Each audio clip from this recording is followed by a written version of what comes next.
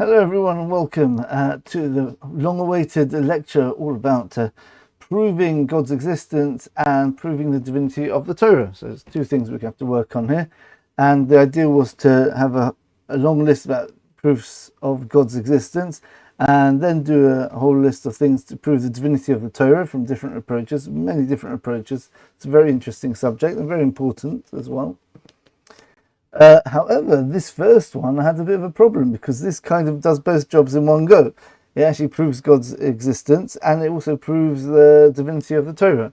Now, I should add that when we say the word proof, we've got to take that with very carefully, that term, because it's a very loaded term. If you've listened to the lecture which we gave previously about how we know anything, you'll know that my approach is basically how all scientists and everyone who knows what they're talking about approaches evidence. There's no such thing as 100% knowledge.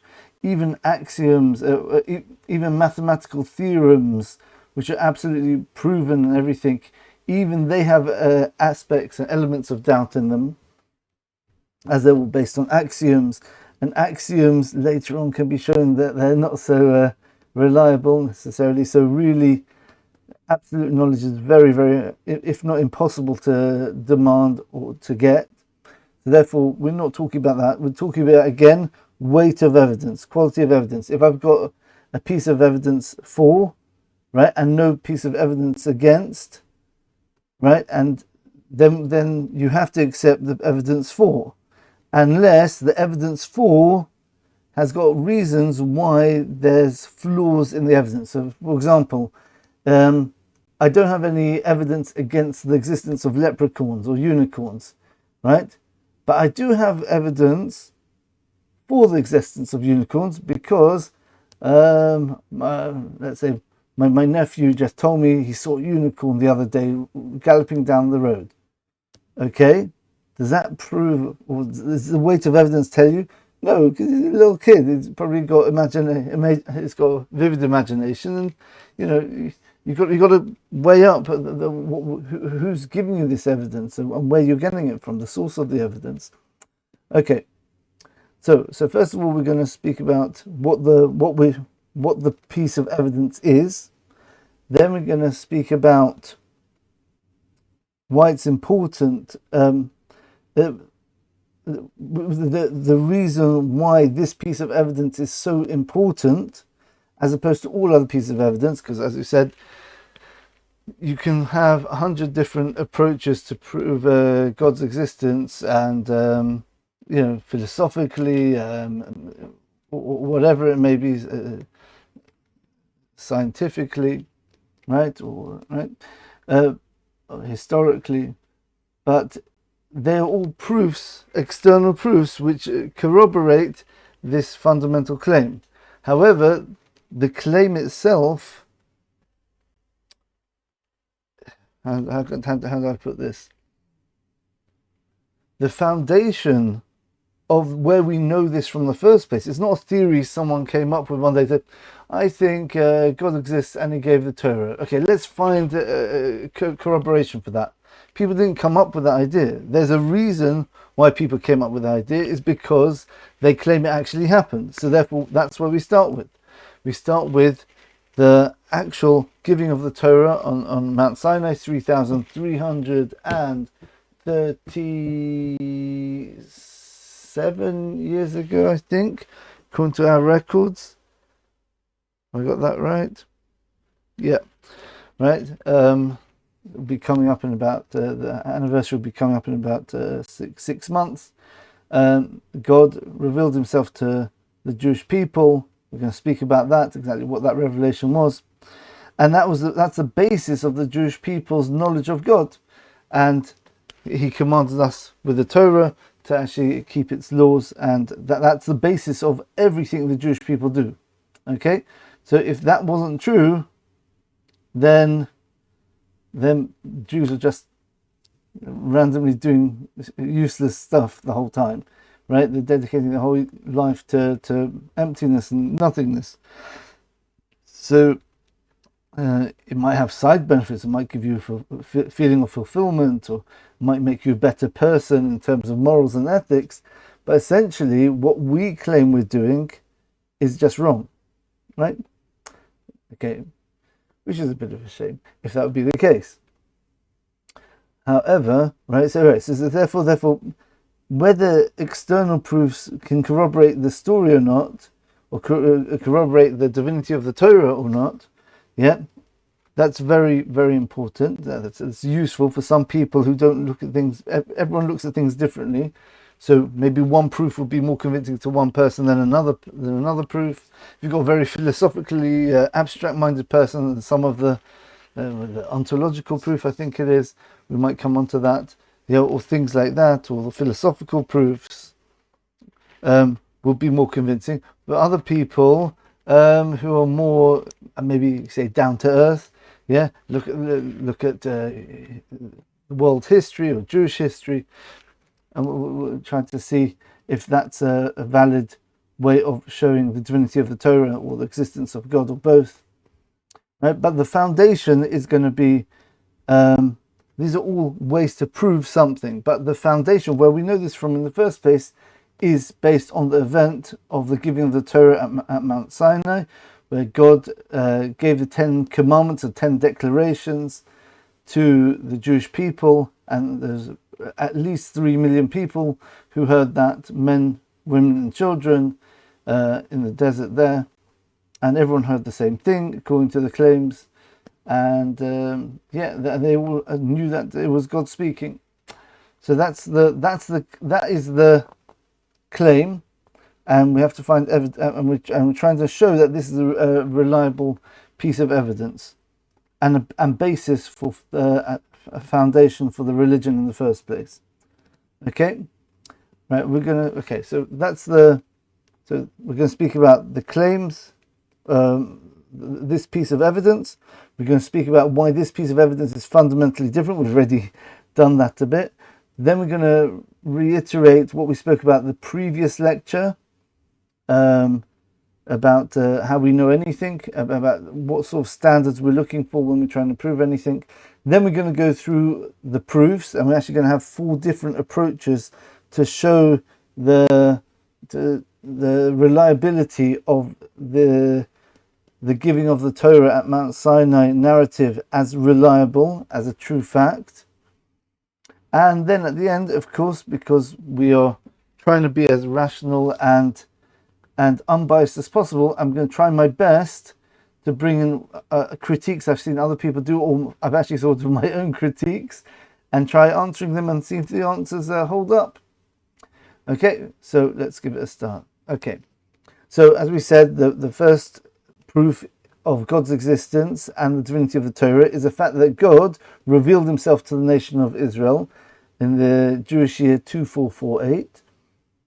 Right, we're in the year 5785 now.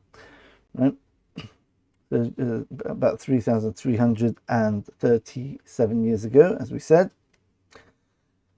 And that clearly shows that God exists because he spoke to the nation, right?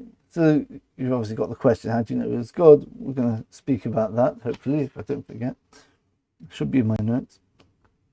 And also, it would tell us that, the Torah is God-given, because this is where we know the Torah is God-given from, directly. We don't have to externally prove it by showing, like, the knowledge of the Torah is just impossible for a human to do, or the way it's structured, the way it's written. It can't be, because those are... Don't jump the gun, because hopefully we'll speak about that in another lecture. Exactly what they are. If you know me by now, I'm quite rigorous. I'm not just going to throw out flimsy sort of ideas without them being convincing, right? But they're not external corroborations from the Torah itself, from the type of knowledge, from prophecy, from predictions, things like that. If you know directly that God gave the Torah, then obviously the Torah is divine. So finished, end of story. So therefore, this is probably the most important, or the best, I would say, or most elegant, or proof that God exists and that the Torah is divine.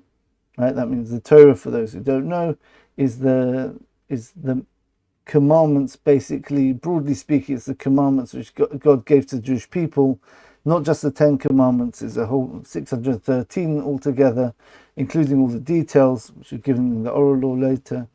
Well, that's another discussion, when the oral law was given. The oral Torah is basically the details. We spoke about that in our most recent Hanukkah lecture. Okay.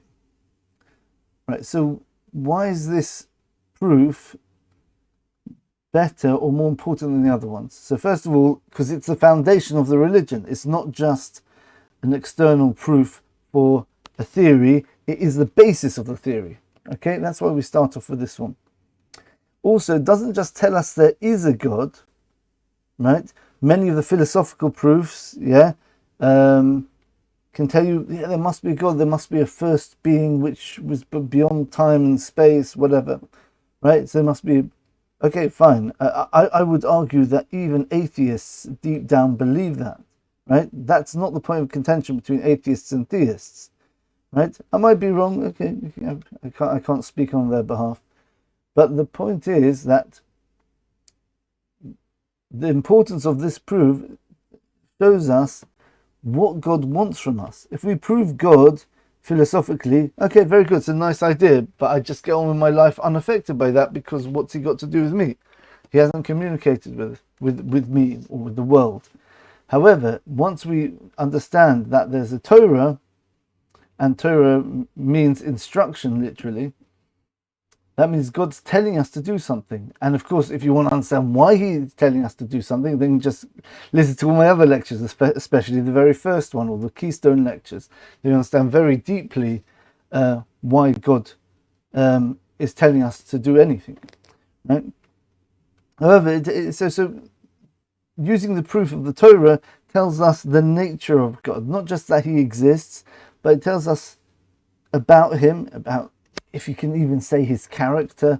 Again, if you want to understand these ideas, what God's character is, then look in the second Keystone lecture about what is God, or who is God, right? To understand exactly what that even means, right? We're describing really what God reveals to us, what he wants us to understand of him, okay? What he does, rather than what he is in essence. Okay. It also tells us about a personal relationship between God and the individual, or God on the national level as well. His relationship to man, or to the Jewish people specifically, and by extension to the whole world. That God's got an interest in the world, right? So it's very important practically, this piece of evidence, because it doesn't just prove God's existence and the divinity of the Torah, it actually tells us details about how we should live our lives, right? And the importance of human beings, right? God's got an important task for us in this world, right? And this is why it's very interesting. We're going to bring in some ideas from this book called the Kuzari. The Kuzari is written by Rabbi Yehuda Halevi about 900 years ago, maybe something like that, 800 years ago, right? He was a Jewish philosopher and a poet as well. And he has a book called the Kuzari. The Kuzari speaks about the sort of a fictitious story about, I think it's fictitious, about a king, the king of the Khuzars, who speaks to three religions, three heads of the three major Abrahamic religions, Judaism, Christianity, and Islam. And he asks them, what's your proof for God? What's your proof for God? Why is your religion correct? Everything, right? And the Christians and the Muslims all started bringing proofs that God created the world. He must have created the world, etc. Yeah, as you can hear from my preamble here, the Jewish rabbi didn't say that. Yeah, he says, and the king of Kuzar asked him the question. You say, the Ten Commandments says, I am Lord your God, loosely translated, who took you out of the land of Egypt. Why don't you say who created the world? Well, he only took you out of Egypt.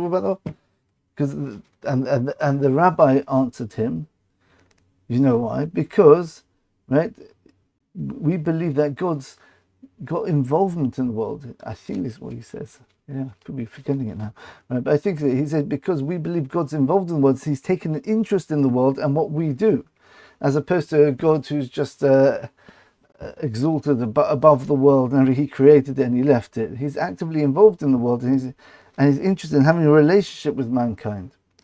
Right? That's why he created them. Right? He's running the world. He's deeply involved in guiding the world to its destiny. Okay? Also, another aspect why this is a very important proof, because it also teaches us some other very important philosophical ideas, that nature is not absolute. Right? Because unlike Aristotle, who believed that God is like a primal force which guides nature, but it's within God. Nature is sort of within God, a part of God. It's just God is like that thing which the rules of nature are always there, basically, and God's just the one who's the first stage in all the different dominoes of the evolution of the world. Right? That's what they call Olam Kadmon, that the world always was. That means even if there is a conscious creator, it's in his nature to create the world. So therefore there isn't anything transcendent about God, because we're in the same, essentially the same plane, the same dimension as God. It's just we're much, much, much lower down. Yeah. So we understand from the Torah that God is actually actively involved in the physical, right? And nature is not absolute. So Aristotle understood that God guided nature. We believe that God created the laws of nature and could totally override them if he wants. And that you see especially in the 10 plagues, which were about 7 weeks earlier, or a year earlier. It took place over a year before the giving of the Torah, right? The miraculous plagues, where God just basically takes nature and says, forget nature, right? You've got a cup of water here, I'm going to turn it into blood as it's in your hand. And not just red colouring, it was actually blood, tasted like blood. It had all the characteristics of blood. And when the Jew would take that cup of blood from the Egyptian, it would turn into water. And when both the Egyptian and the Jew were drinking from this cup at the same time, it would be water for the Jew and it would be blood for the Egyptian. So it doesn't mean it changed for one and then it changed back into the other very quickly for the other. There was something paradoxical about that miracle, where it was water and blood, 100% water and 100% blood at the same time, depending on the observer. For those who know quantum science, you understand that reference there. Yeah. So it was sort of like a superposition of the two, and it manifests as water for the Jew and it manifests as blood for the Egyptian, which we say that's miraculous based on the way that the world works. Yeah, this is a miracle, because on the macro level this just doesn't happen. On the micro level, right, on the quantum level, that is how the world works. You've got this idea of superposition, but on the macro level that never happens, right? You have the idea of something being fire and ice at the same time with the hailstones, right? But the message is that God overrides nature, right? That nature is only there in as much as God wants it to be. And we spoke about this before, about the lecture of science and miracles of nature. That was the name of the lecture. We gave it a while back. Is that they're essentially created by the two names of God. The 4-letter name of God is the one where God does what he wants, he ignores nature, and Elohim, which means the judge, referring to the one where God's might, his power, that refers to God acting through nature, right? That means God acts in a way where he keeps to his own rules, right? And the 4-letter, the Yud and the Hey and the Vav and the Hey, that's God's the tetragrammaton name. That's the name we refer to generally when God's doing miracles, not always, but the idea that God is existence itself. That's what Havaya means. Yud Kei Vav Kei is a Shem Havaya, the name of existence. Now God is existence, and therefore miracles don't present any problem, because there isn't any intrinsic thing called nature. Right? So again, this proof from the giving of the Torah demonstrates that as well. Right? Because he miraculously spoke to the whole people. Right? God can come into the world and alter the course of history, alter nature. Miracles happened there at the Mount Sinai, as well as we mentioned, the miracles which happened the previous weeks as well. Previous year. Okay.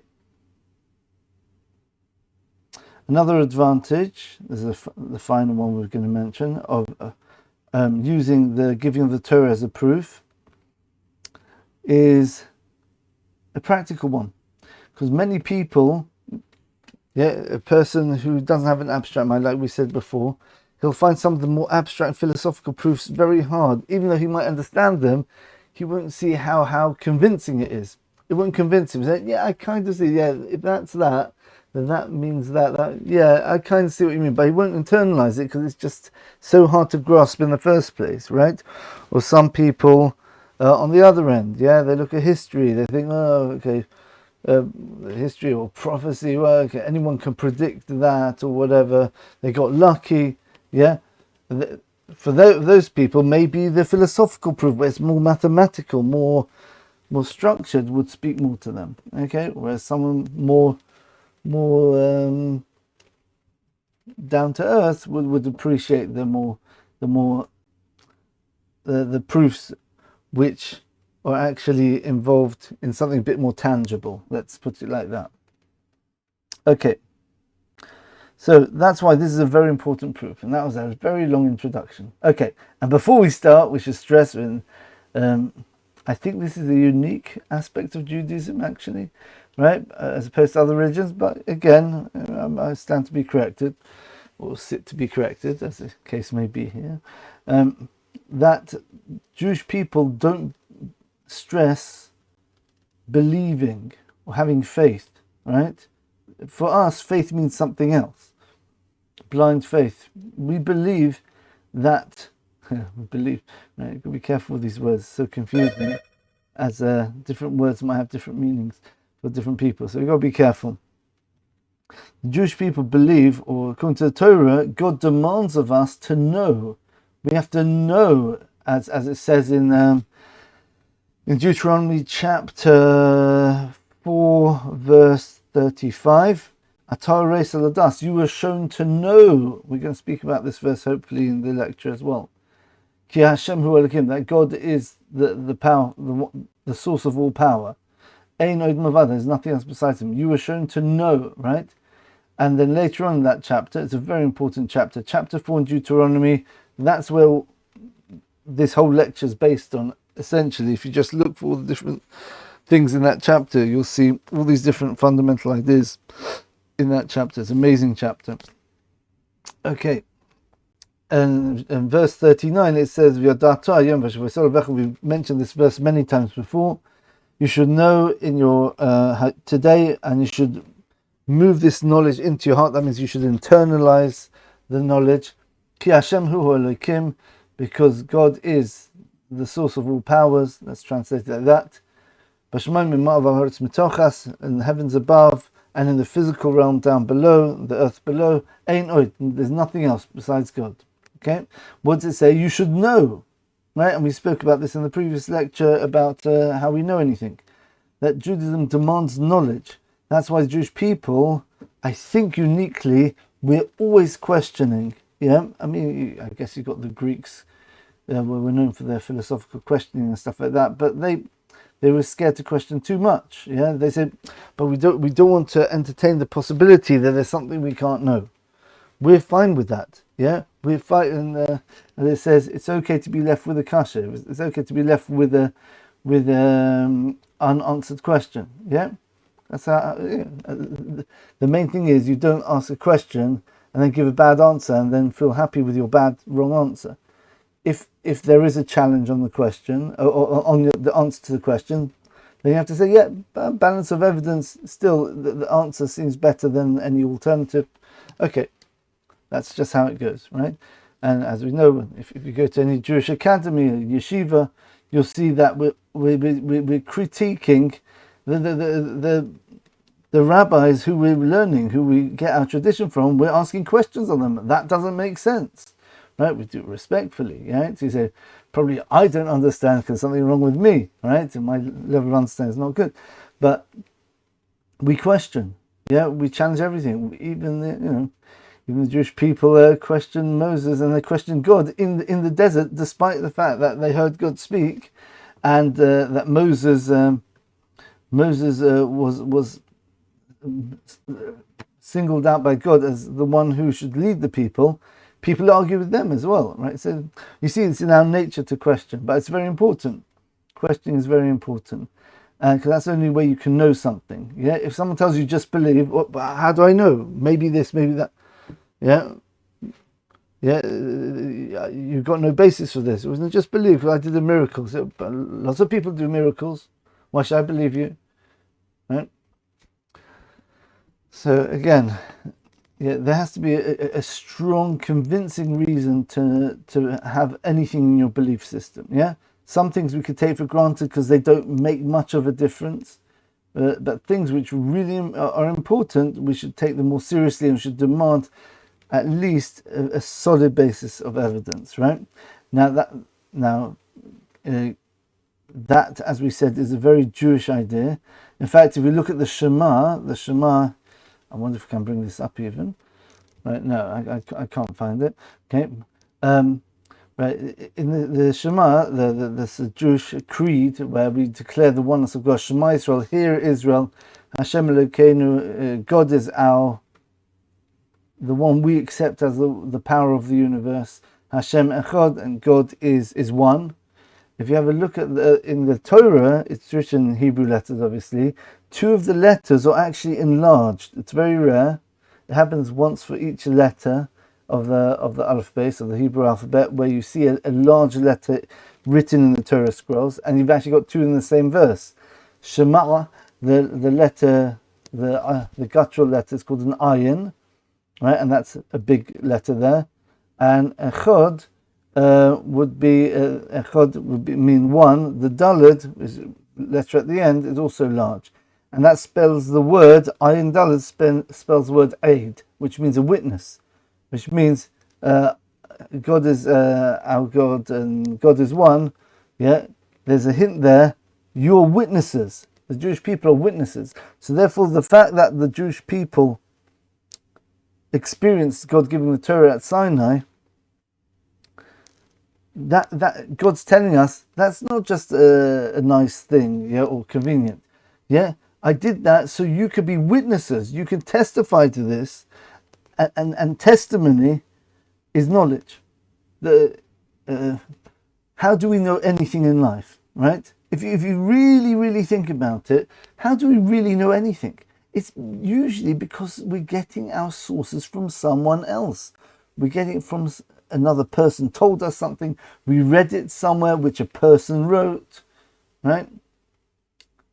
It's an amazing idea if you think about it. Almost everything we know is only from what we get from the outside. A few things we might know because we meditated based on things we already know, usually, almost always, right? Unless it's your own existence, right? Because that really, the only thing which can tell you that is yourself, your own mind. However, when a person meditates, he's taking certain ideas and he comes out with a new idea. That's like you call a philosopher or whatever, right? Or entrepreneur if it's a business thing, a new invention, whatever, right? Right. So otherwise, most of the stuff we know is from other people, right? So how does the world know that God exists? It's because the Jewish people are the aid, or the aidim, plural. We're the witnesses. We witness God's revelation at Sinai, and therefore we're the ones who bring his knowledge into the world. Beautiful idea. And it's very interesting. The word aid, ayin daled, If you swap the letters round, it spells the word da, which means knowledge, right? That emphasizes the idea that the Jewish people have to know. So we're the witnesses, and we have to know. Yeah, and knowledge comes from testimony. Okay? Right, so that's a Jewish approach. So, and other religions, they say, yes, you have to know, but you hear the sort of proofs they give. It's because, would this prophet lie? Of course you have to trust him. He's so holy. He's so special. Have you met him? If you would have met him, you'd have believed everything he said. Again, you're taking the word of one person, but it's not rigorous. It's not solid. It's not based on something which you would use for anything else important in your life, right? If a person came up to you and told you to take this medical procedure, and he's a really reliable person and everything, but you haven't got any other evidence about this. It's the first time you've heard this medical procedure. He just comes up to you and he tells you, this is really good for you. You'll live 10 years longer. Shall I do this? Shall I do this procedure on you? I think we could say that no one would actually go ahead with that, however trustworthy the person was. Sorry that we've got someone's phone in here. It's a bit distracting, right? We just wouldn't believe them, right? We wouldn't trust them for that, yeah? Because it's something to do with my health. Potentially could be giving me something poison. I know you're a very reliable person usually, but I'm not going to rely on you just for something so big, right? Right, and especially here we're talking about religion, which could affect a person's his eternity, right? I'm not going to put all my eggs in one person's basket just because I trust him. Yeah, it's like, imagine you've got someone, your best friend, right? And then he's accused of murder, right? I say, oh, it can't be, yeah? Could you go in court and swear that he didn't do it based on his character? He couldn't do it. It's impossible.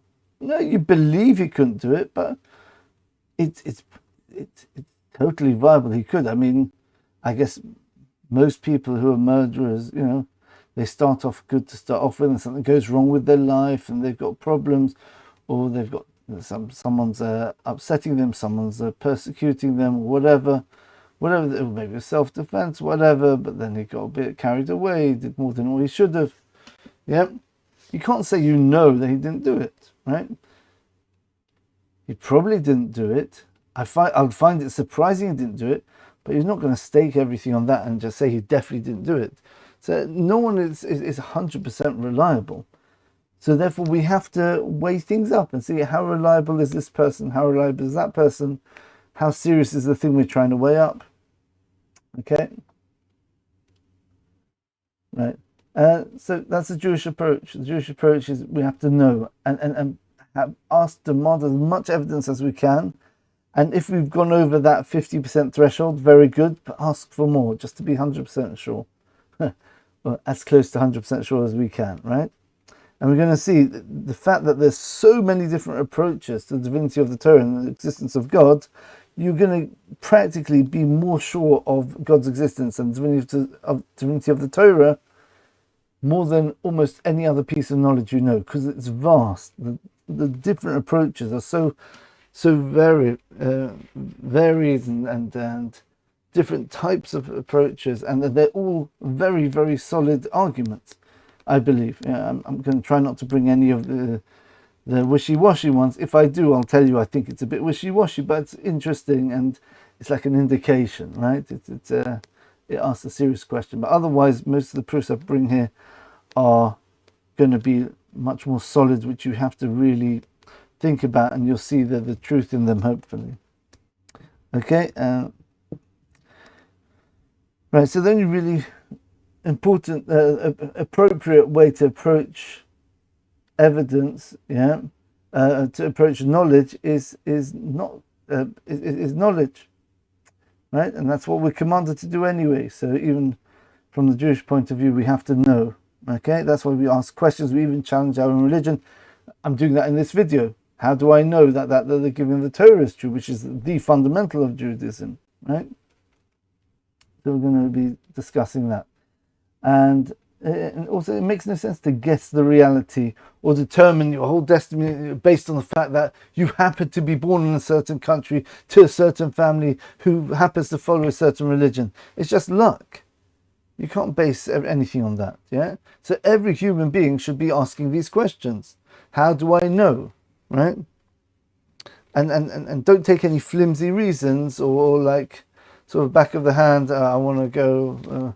I want to go out to watch the football or something like that. I don't have time for these questions. Well, you say that this is the right religion. Well, give me a proof, right? Oh, that, yeah, okay, fine. That's good enough for me.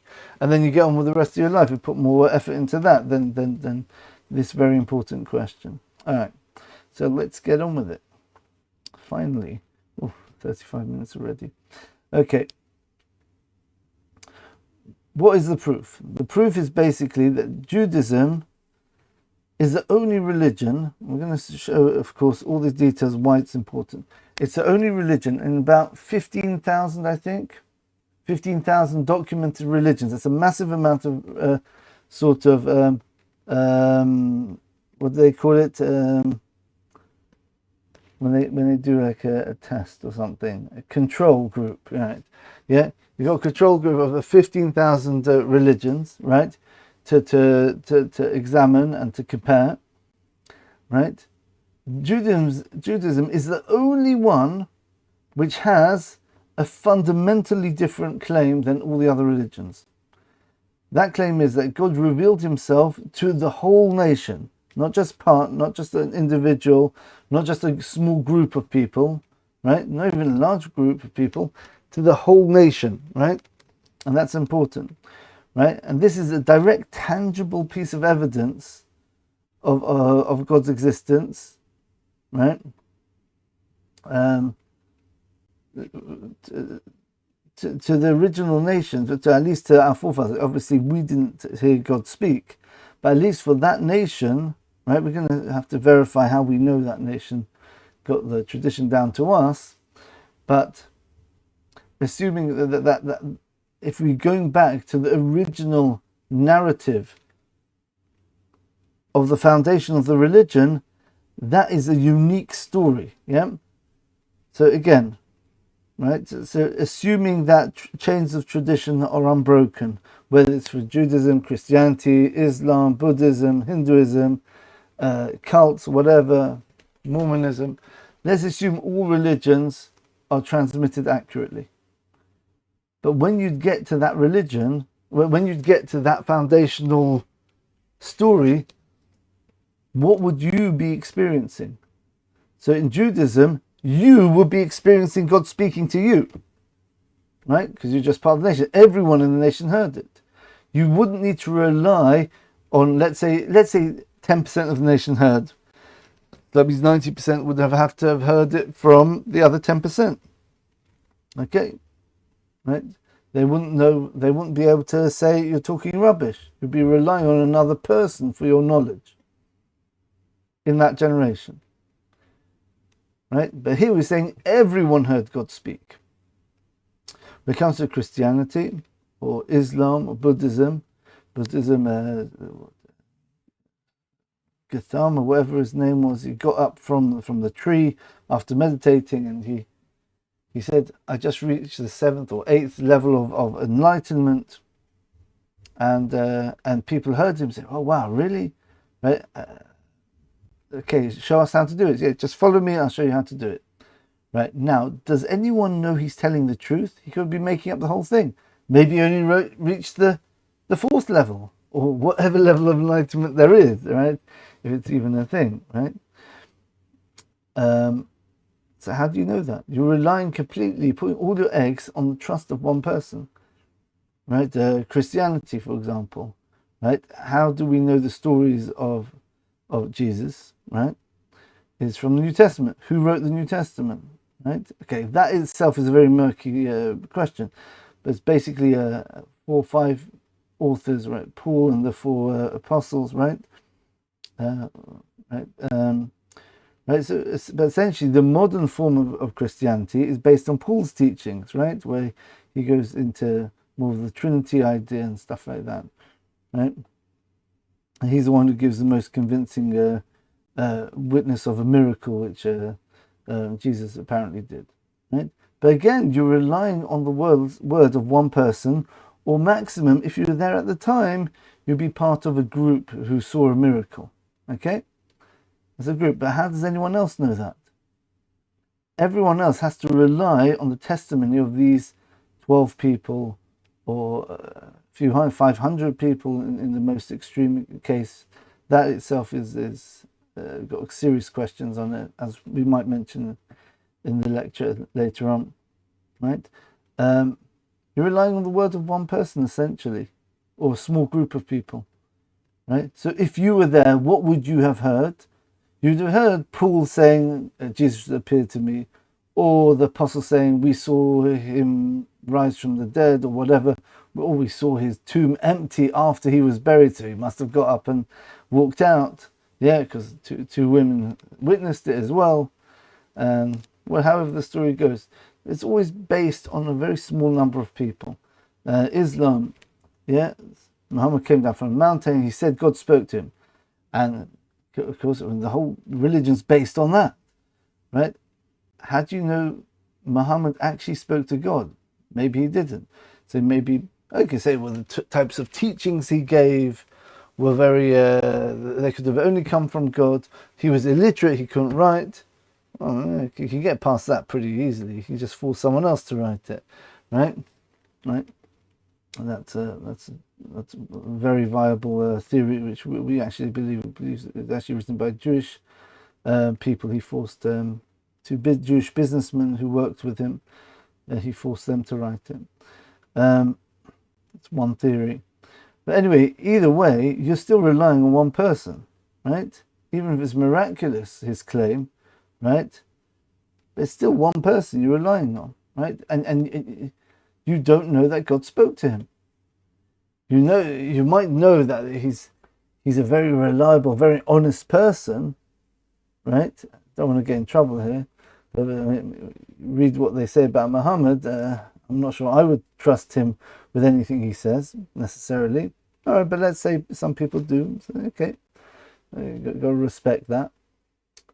But again, you are relying on the word of one person, right?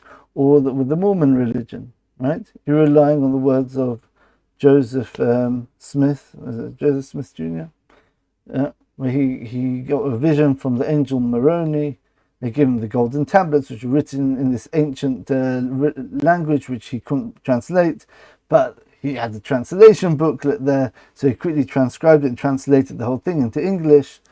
And as soon as he finished, the tablets disappeared, and all he's left with his transcription, right? And a few members of his family verified the story. Again, you're relying on just a few people. So if you were there at the time of the founding of the religion, what would make you be part of Mormonism or Islam or Christianity or Buddhism? Because someone told you, a group of people told you, one person told you. That means you wouldn't have had the experience yourself. Okay?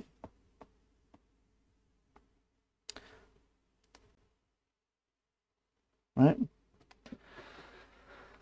Okay, so so that's all very well. Okay, so that's why this is a very convincing piece of evidence. It's a convincing piece of evidence if you trust the evidence. Okay, so this isn't why the evidence is true yet. But it is a piece of evidence to start off with, yeah? The other religions' narratives are not even pieces of evidence for divinity, for God's existence or the divinity of their religions. It's because you're relying on one person, and that's not a reliable. You wouldn't put everything. You wouldn't trust one person, as we said with the example of the person you trust very much, but he tells you to take this completely new medication, and you don't know whether it's going to damage you or actually be what he says. It's going to be a very good thing to lengthen your longevity of your life. You don't know. So even if we're at the time of these things happening, the other religions are already on a very shaky ground. Whereas Judaism, at least if you were there, that would be convincing, because it would be you yourself, or or your ancestors who actually experienced it directly, as opposed to the other religions where their ancestors didn't experience it. All they did was heard someone else who said they experienced it. Okay, but let's try examining why directly you can actually rely on this evidence in the first place, that this story actually happened, right? So we'll be speaking about why the narrative itself is a very powerful one, but who says it even happened? Okay. So the first approach goes from Rabbi David Gottlieb. You should check. I'm going to try putting a few links in the description below, so you can listen yourself to these lectures. So I'm based on my knowledge from different places, and as part of my research, I listened to these lectures as well, and try and formulate it in my own way. So the first approach is that basically he says that national historical events have never been demonstrated to be false, right? So if, let's say, you've got let's think of a national historical event. Let's say the Battle of Hastings. Okay, that happened. Well, I'm not sure we could call that national, because again, the people of the time, people who were in London, had to rely on reports. All right. I have to think of some examples. World War II. Right? Everyone knew about World War II. It affected everyone, right? So that was a national experience of England. Yeah, they were at war. They had to probably rationing. They had to do the blackout things at night. They heard the bombers go above, right? In the Blitz. So that's a national tradition. There was a World War II and there was a Blitz. And it was a national experience. That means the whole country experienced it in some form, right? And also the third condition is that it was such a significant event, they're not likely to forget it. Okay? So three things. It's a national tradition, and it was based on a national experience. That means the whole nation experienced this. Like it could be like an invention which transformed the whole country or something like that. Or maybe a plague, like the Black Plague. Right, where everyone was quarantined and people, like 1 in 4 people died, so everyone knew it was happening, or a big war or massive migration. Let's say a whole country had to leave the homeland or something like that and go to a different place, right? Because of like maybe ecological problems, or because of some other thing, like maybe there's locusts ate everything up and there's famine, so they had to move somewhere else, right? So that's a national experience. And the national tradition is national passing over the story from generation to generation, that this happened to our ancestors, all the people living in this country, right? And they're not likely to forget it, as opposed to something which the whole world experienced, like rain on last Thursday. That's a national experience, but it's not really something which they're not likely to forget, right? Right, now, things with those three elements, and that means it's a myth or whatever, a story which the whole nation knows about, it's ubiquitous, and the story is about something which happened, which affected the whole nation, and in a big way, where they're not going to forget it if it actually happened. There's not a single example in history where we've later on shown that this type of tradition has been falsified in any way. Okay, and there's quite a lot of them. I'm not going to go through all of them. It doesn't matter. It doesn't matter whether the ancient Greeks or the Egyptians or even the Nigerians, right? Or it could be Americans. Anything, any nation which has got something with these three key points: a national tradition of a national experience, which is big enough not to just be forgotten easily, right? It's always not proven to be true, but it's never been disproven, which means that this is a solid, this is like a scientific theory almost, yeah, that whenever you have these three elements, the story is reliable, right? So maybe it could be unreliable. We don't deal with maybes. Yeah, you've got a solid piece of evidence. You've got a scientific theory here.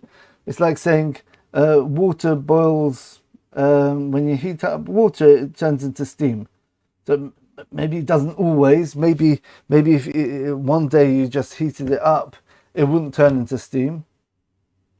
Yeah, maybe, but show me counter evidence. Until then, all the evidence we've got is saying that it's true. It will turn into steam. So in the meantime, if you've got a national tradition which is based on national experience, that you can assume that it happened. You can assume it happened. It's intuitive as well. There's a logic to it. Something which is national tradition, national experience, right? A national tradition could be like it could be a mythological thing that, like I think we give example of the war between Troy and Greece, I think. And there's a myth that Ulysses went up and spoke to one of the Greek gods there, and they said, yes, I'll help you go down and do battle. And when he did battle, then this god came down and destroyed the Trojan army. Was Ulysses on the Trojan side or the Greek side? Can't remember. Right, it destroyed the other army, whoever it was, right? And no one noticed, but they felt it because there was wind. It was going so fast through the army, all they could detect was the wind. But it wasn't. They didn't see the god themselves, like fighting with them, right? Because that would be very noticeable. Yeah, with a big sword or whatever, massive people, whatever, right? But they were so fast that you could tell by the wind where they were. But no one actually directly. That's called a national tradition, but without a national experience. And no one experienced the God directly, right? So-called God, I should say, right? Right? But if it's a national tradition where it's based on something which everyone said, yeah, we experienced that directly, 100%, that's never been shown to be inaccurate or flawed. So therefore, scientifically, if we just take Judaism, does it qualify these three things, these three elements?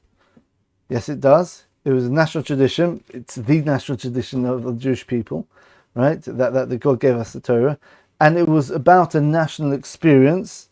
The claim was that all the Jews experienced it. That's definitely the experience which the tradition says happened, right? And it's never, and it's the sort of thing you don't forget, even more so here, where this is the foundational story of the whole religion and the basis of our whole nationhood, why we're called Jews, or why we are a Jewish nation, why we're called Jews. Technically, we spoke about that in the lecture about gratitude. Jews from Judah, which means thanking, gratitude, right? But why we are a Jewish nation and why we have a Jewish religion. Right? It's all based on this. So this is not something we're going to forget. Right? This is the most important thing which we can possibly remember. So therefore, if you look at it like that, then it's almost scientifically, right? Until you disprove this theory, scientifically, that story happened. It actually happened. Right? Right? You say, well, maybe not necessarily. Well, maybe not necessarily water boils.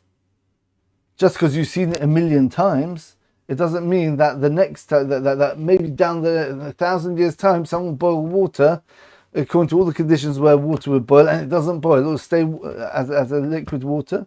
Maybe it could happen and validate the whole set of laws of physics, which determine the fact that the molecules move farther apart with heat, etc., and then they turn into gas. Could be, but who cares?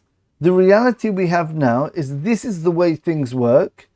So therefore, you can reliably say whenever you're going to boil water with a certain condition. Obviously, if you're doing it in a high pressure place, it won't work the same, right? But if you boil water at sea level, whatever, it will always evaporate when you get to 100 degrees centigrade. Always, without exception, right? And that's a given, that's obvious, right? So therefore, even though this isn't something we experience every day, but it's based on the same logic, the same reasoning, that a scientific law is something which is a hypothesis, right? And every time we've tested the hypothesis, it's ended up true. So you can say, yeah, it's a theory, as they say. Right? We spoke about this in the Nature's a Miracle, Miracles lecture. But that's how science works, right?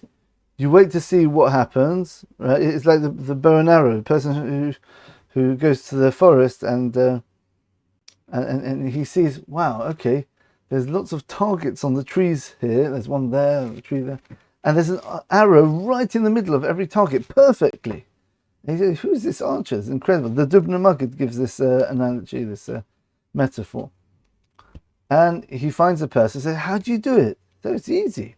I just shoot arrows wherever I want, and wherever it lands, I draw a target around it. Yeah, I wait to see the result, and then I say, explain, and then I put the target around it to show that that's where it is. That's how science works. Science doesn't necessarily make a theory and like, oh wow, you happen to hit the right result. You happen to be right in theory. That's not how it works. You look at the evidence, you work backwards. You intuit what the rule is. And then you can test the rule with other examples and see whether the rule works. And then it's a theory. Right? So here as well. Yeah. The intuition is that something on such a large scale can't be made up. People wouldn't forget it. Right? And if people would try to make up a national revelation, a national tradition based on a national experience, then people intuitively, they would reject it. Imagine someone comes now to the people in England and said, 30 years ago there was a massive volcano next to Big Ben and the whole of Westminster got destroyed and the volcano sunk back into the ground after a week, right? And they rebuilt it very quickly and it looks as if nothing ever happened there, but there was intuitively that would be something which the whole country would know about, at least the people in London would know about, right? And it would be something you don't forget, and it would be a national tradition, the famous volcano of London, right? Right? If that would have no one could ever get away with making such a claim. Yeah, they'll be laughed at straight away. So that's why something which is a national tradition, national experience, yeah, people are actually saying, yeah, there was a volcano and we all experienced it, and yeah, if they said that, yeah, you'd believe them, and that would be true. And obviously, why don't we have that tradition? Because I just made it up now, right? The fact is that a national revelation of that kind intuitively doesn't make sense that it could have been made up. So therefore, Rabbi Gottlieb made a rule out of it, just like a scientist takes some observations and tries sort of reverse engineering to make a model of which you can base.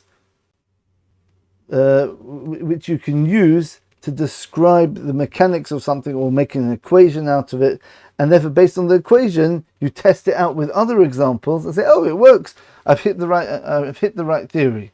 Yeah, we have to do experiment like that in science lesson in school, come up with our own theory about different things. Yeah, I think my one was like running. After you run a certain amount of time, something happens to your heart rate or something like that. Something pretty simple, right? It was intuitive, and then you can test it out, and then yeah, it obviously worked because it was very intuitive or something. Your heart rate goes up when you run or something like that, right? So the same thing here. Rabbi Gottlieb, his idea is that once you've got these three elements, it makes sense that it should be infallible. He said he got it from the Kuzari, by the way.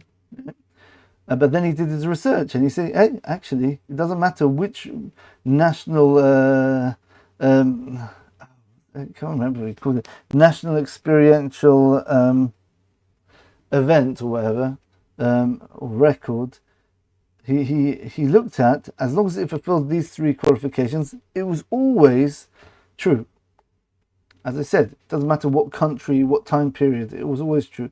So therefore there's no reason to say, well, there's a very positive reason to say that the Jewish tradition, which fulfills those three criteria, are also part of that as well. Therefore, scientifically, if you call this a scientific theory, before it's been refuted, and we can assume it won't be refuted, because why? Why should you assume something will be refuted? You don't assume that by any of the other laws of nature until the refutations actually come. So we can assume that the law is correct, and therefore the story of the giving of the Torah is absolutely true as well. Okay, I think that's a very, very convincing one. It's a very nice, elegant proof there, using a scientific theory sort of approach to do that. Second of all, we've got a second approach now. So, as we mentioned already in this intuitive business, which you just mentioned, it's more of the intuitive approach in the first place. That's the second one, right? So this one, yeah, it's something which everyone, I would assume, if they're being objected, would agree to. Because logically or intuitively, people, if they would hear a story about their own nation on such a big scale, this is the Kuzari principle, basically. This is a pure Kuzari. People would not be able to introduce such a thing if it didn't actually happen. Why? Because if I suggest to you a massive event happened, and it's something which you definitely would have known about if it was true, right? Then as soon as a person says it, they would reject it, right?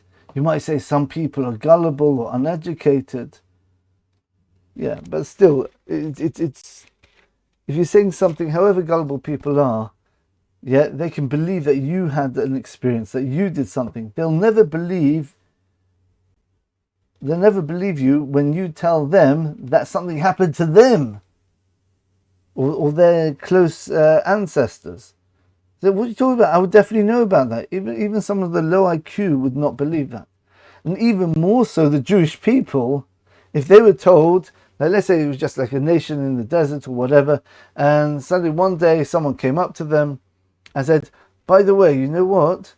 God spoke to your great-grandparents or your parents, or spoke to you, right? So how many of us? All of you, all of your ancestors, right? So was this God? Was it just like a guy off the street? No, the creator of the universe, a transcendent being. Whoa, okay, whoa, steady on. Oh, chill out, right? You're speaking rubbish. There's no way I'm going to accept such a ridiculous claim unless I already knew it. Especially the Jewish people are possibly uniquely stubborn. We're very, very stubborn people. You look through Jewish history, even the roots, even Abraham, right? He was the only one in the whole world. We had a whole lecture about Abraham. Right? He stood on one side of the world. It's called Avraham Ha'ivri, Avraham the Hebrew. The word Hebrew means on one side, right? That means the whole world was on one side and Abraham was on the other side. Everyone believed in idolatry. Abraham said, no, one God, all these idols, stupid, rubbish, smash the idols, right? And he was willing to give up his life. He miraculously got saved, got thrown into a furnace by his own father, who was a idol vendor, right? And Abraham one day came along and he said he smashed up all the idols and put the hammer in the hand of the big idol in the middle. And he said, and Terach, his father, said, what happened to him? All my parnasa, all my livelihood's gone, right? All these expensive idols, they've all been smashed. Who did this? So, oh yes, yeah, I saw what happened, yeah. This big one in the middle, yeah, he wanted to assert his authority. He didn't like the competition. So he went around, he picked up a hammer, he smashed up all the other idols, right? Right? So look, he's holding the hammer. He said, don't be stupid. He said, oh. So Abraham said, well, okay, well, why are you worshipping it then if it can't even pick up a hammer? Right? So it's clever. So Abraham was very stubborn then, yeah? So, I'm rebelling against my father and everyone. And he gets it from his father, because you know what his father did? His father took Abraham, right? And he brought him to King Nimrod, the king of the world effectively at that time, right? And he said, well, the king, maybe not anymore, but he was recently the world main power, right? The Tower of Babel was Nimrod. He was the one who came up with the idea. That was only 1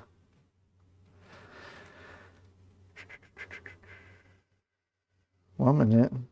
No, it was during Abraham's lifetime. Abraham was 48 when the Tower of Babel happened, actually. It's interesting because you don't put those two together. Right, 1948, 1996, yeah. 1948 is when Abraham was born, and 1996 was when the Tower of Babel was, right, yeah. Right. So he was the world power at the time. So Terach, Abraham's father, brought Abraham to Nimrod, and he said, okay, we've got to punish him, throw him into the fire. There's a massive furnace, very hot. I think the soldiers who threw him in died because it was so hot. And then Abraham was just like sitting there, just wondering, what's going on here, right? And that was a whole story there, right? And then he came out unscathed. What would you expect a normal person to do? The king, let alone his own father. The father would say, wow, okay, well, maybe I made a mistake. The father said, oh no, that didn't work, right? Oh, what we're going to do with him now? Let's try killing him another way. 1 minute, Terach, you just saw that your son made these convincing arguments, and he was willing to die for them, right? And he got saved supernaturally. Do you not think that maybe Abraham might have been right? At least entertain that possibility? So no, absolutely wrong. Idolatry is the way to go. And yeah, incredible. That's a stubbornness which the Jewish people have. From Terach, from his son Abraham, right? Right, and as we know, if you read the book of Exodus, Ki am kashei orefu, they're a stubborn people. They turn their backs on the people who tell them off. We're not willing to listen to anyone unless we're really, really convinced. We're a very skeptical nation, right? We're very stubborn. Very hard to convince a Jew to do something, right? Which he doesn't want to do, right? And even if he did want to do it, now you tell him to do it. So ODD, opposition defiance disorder. You definitely want to go the other way. Now I don't want to do what you want me to, what I wanted to do originally. Yeah, a bit like that, right? Right. So the Jewish people are very stubborn, and if someone would possibly come to them and say, God spoke to your great grandparents. Even 10 generations, even 500 years in the past, in the miraculous, and all your ancestors knew about it, they say absolutely rubbish. What are you talking about? We would know about that, right? There's no way the Jewish people would, or any nation really, but even more so the Jewish people would not accept such a story if they didn't already have that tradition, right? So therefore, where did they get the story from? It couldn't have been from someone inventing the story and telling them. They have to have actually had the experience themselves, or their ancestors had it, and that's part of their tradition, which was passed down to them. That's a Kuzari's proof. Okay, some people explain the Kuzari proof, and it sounds like they're trying to prove it from the fact that, well, the story says there was millions of people there, so it must be true. That's missing the whole point of the proof. Obviously, you can write a story that millions of people, and it could be loads of rubbish. I can write that now, right? The point is that the Jews do accept that as their national history now, right? And there's no way they would have accepted it in the first place unless it was true. Because someone coming with such an unbelievable story would just be laughed off and rejected by any nation, let alone the Jews. Okay. All right. Okay, so that's the second proof. So the first one's basically Rabbi Gottlieb's proof about the national tradition, national experience, making it into a scientific sort of approach. And then we've got the Kuzari's proof. It's more of the intuitive basis of Rabbi Gottlieb's theory that you can't tell a person this massive story which happened to their ancestors, and they would believe it unless they already had knowledge of that beforehand. The third one says that the Torah says that you saw the miracles in Egypt and heard God speak. Right? So there's Rabbi Kelemen, hopefully I'll link that lecture down as well.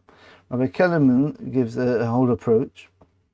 He gives two approaches, which are going to be number 3 and number 4 now. Right? These are just, I'm using their formulations because it's just very nice the way they formulate it. But basically you can stick with the Kuzari proof. It seems to be solid enough in itself. But for those people who are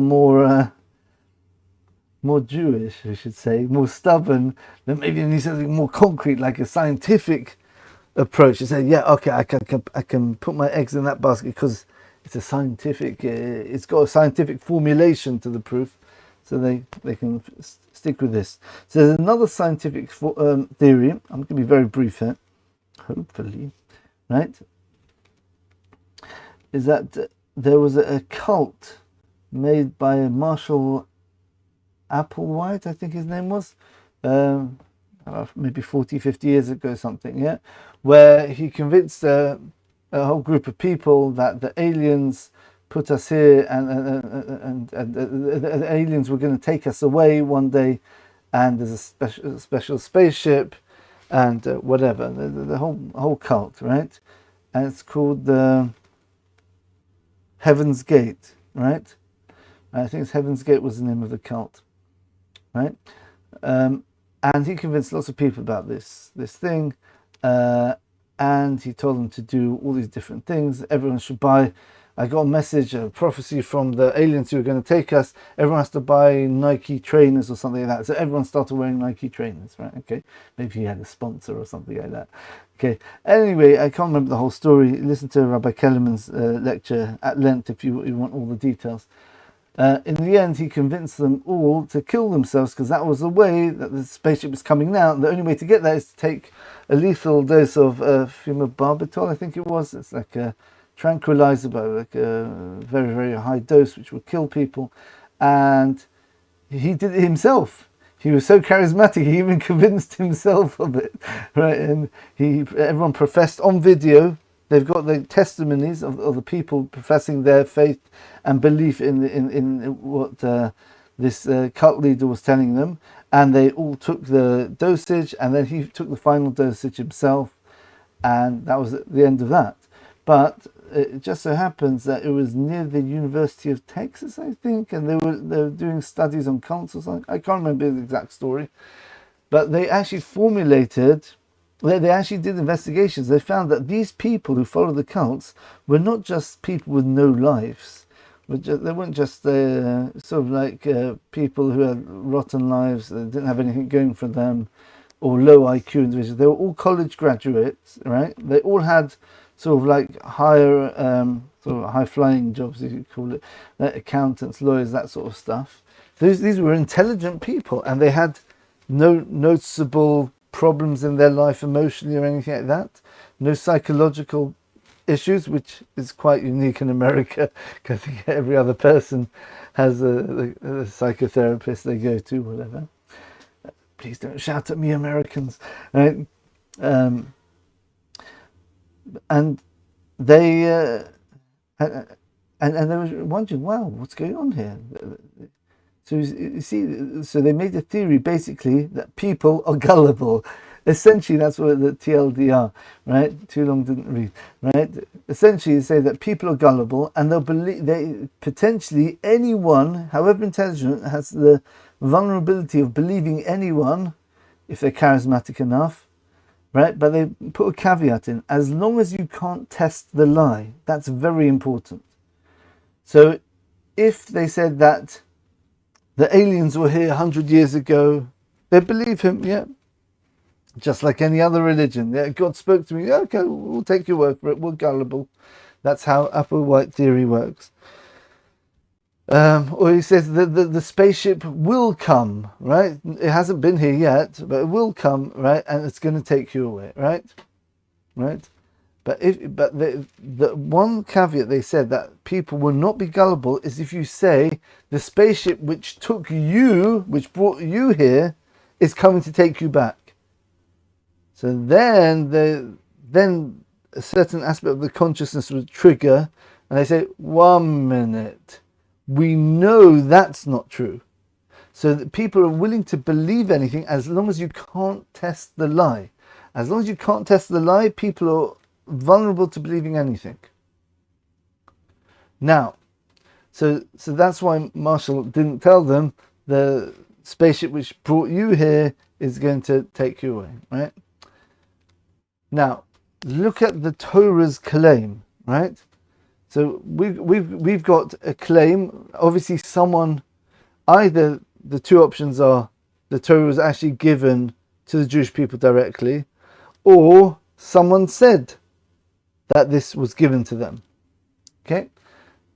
Now, let's analyze what this supposed person said to the Jewish people when he gave them the Torah. If the alternative that it was not given divinely. He says in the Torah, it's written in the Torah, so this is supposedly what the fake inventor of Judaism said. What did he say? He said that you saw the miracles which were done in Egypt and heard God speak. You. So therefore, a person who's listening to reading the Torah, it says, 1 minute, if it says you, so who's it given? It wasn't given to me. He said, no, it was given to your ancestors. He was speaking to your ancestors when it was given. Right? So, according to that means God, according to this narrative, so basically there's only two possibilities, right? When this prophet, as I use Rabbi Kelemen's example called Fred, the prophet Fred comes along and he says, here's the Torah, and it was given to you, because look, it says, you witnessed the miracles in Egypt. Applewhite Theory says that's impossible. They would reject it outright.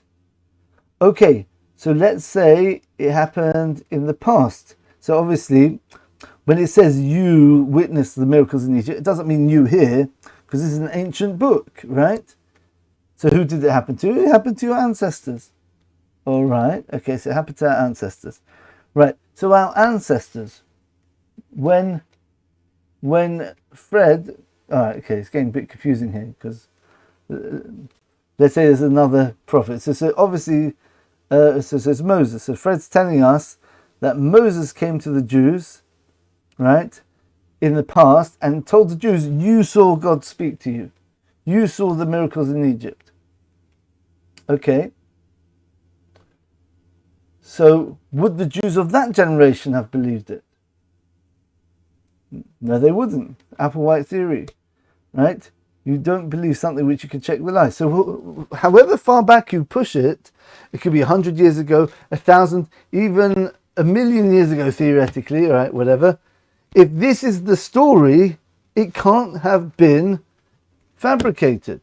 It couldn't have been made up, because if it was made up, the people reading it would say, the first generation of this religion would say, would see, as God spoke to us. He didn't speak to us. Oh, he didn't speak to us. Right, okay, so we're rejecting it. So however you look at it, whether you're looking at the Torah beginning to this generation now, where Fred introduces it to them, quoting, let's read this Torah together. Moses points you, and he means you here now in the year 2025. Or he means, no, your ancestors from 1,000 years ago, 3,000 years ago, they'd ask the question. So 1 minute. So Moses told our ancestors directly that you saw God speak, and they accepted it, right? So it just I happen to have lost the tradition somehow, right? Yes, it must have been true. It must have been true. It couldn't have been made up. All right. Let's look at Right, and as again, we know that they would have rejected any, especially if they're Jewish, they would have, with their stubbornness, they would have rejected any inkling that it might not have been true. Okay, again, it's very similar to the Kuzari principle in truth, but it's just a different way of looking at it, using the Applewhite theory, saying that you can only believe something gullibly if you can't test the lie. Okay, right. Now, the fourth one, I think, as Rabbi Kelemen says, is the most convincing out of all of them. But it's much more subtle. It's tricky. You've got to really think about it. But once you get it, it's really quite it's beautiful, very very elegant. He says basically that in nature things repeat, right? So it comes with the same sort of mentality as Rabbi Gottlieb, right? There's rules of nature, right? You've got natural things repeat themselves. This applies to laws of science, like we said, water boils at 100 degrees given the regular standard conditions. There's laws of anthropology or mass psychology, right? For example, in trading on stock markets, it's very interesting. The way that prices go up and down, it follows certain trends which you can actually identify psychology. It goes up a bit, then you get the few like nervous people selling early because they want to get the profits. Then you get the people who are saying, okay, I can see a trend starting, and then you get a big jump, right? And then you say, well, okay, that's where most people cash out.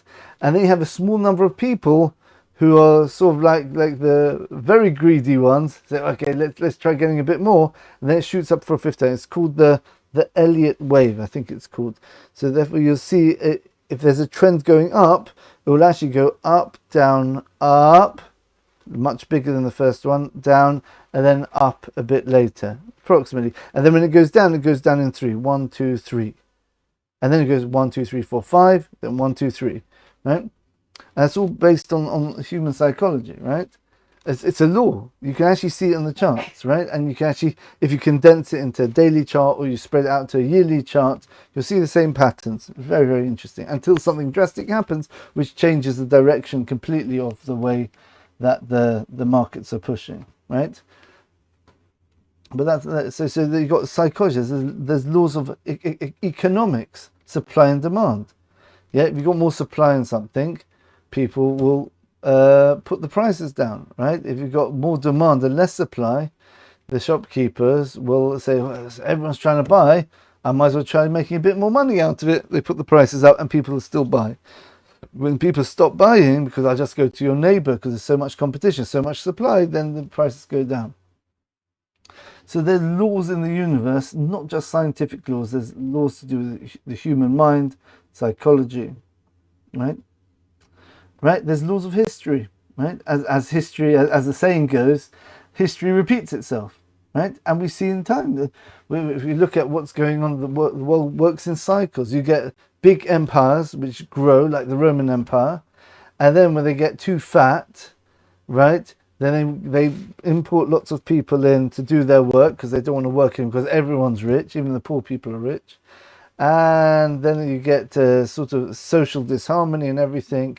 And basically the empire sort of falls out of sort of hedonism, is that the right word? As basically it doesn't get conquered necessarily. One way a massive empire falls, it's just too powerful to be conquered. It just gets too complacent and it lives like that. That seems to be what's happening with the Western world at the moment, for example, right? Yeah, things repeat themselves, right? If you have a country where the government goes unchecked, eventually it will end up as tyranny. Yeah, because the more that you let the people in charge rule over you, they can take advantage of that and they're going to push their power even further until it's too much, and then they're being too draconian, and then finally the people fight back, and then you get sort of a little more of what we call a populist uprising. That's what you could call it. That's what happened. The classic examples of the French Revolution, yeah, where Marie Antoinette was famous for saying, that if they can't afford, I think it was, if they can't afford bread, let them eat cake. Okay. Well, mate, you're a different planet, right? There's a very similar one with Pelosi from the American one, when everyone's suffering in COVID or something like that. She was saying, people were saying, oh, they can't afford food, let them have deluxe ice cream. She was showing a report about her whole freezer full of all these different types of ice cream, where people were struggling with inflation and stuff like that. Very sort of not in touch with the people, right? So when people see that, it makes them go angry, and eventually they rebel, right? And in time of the French Revolution, they actually overthrew the government. They stormed the Bastille, the French, the palace, or whatever, and they took the monarchs and they killed them, right? With the guillotine, the famous guillotine, right? So that's what's happening now, it seems, at the moment. If you look at it naturally, obviously we're not looking at God's overall plan, because remember, even the laws of nature are really God guiding things in a hidden way, as we spoke about on Hanukkah this year, and obviously in the miracles and science, miracles and nature lecture, which we keep coming back to.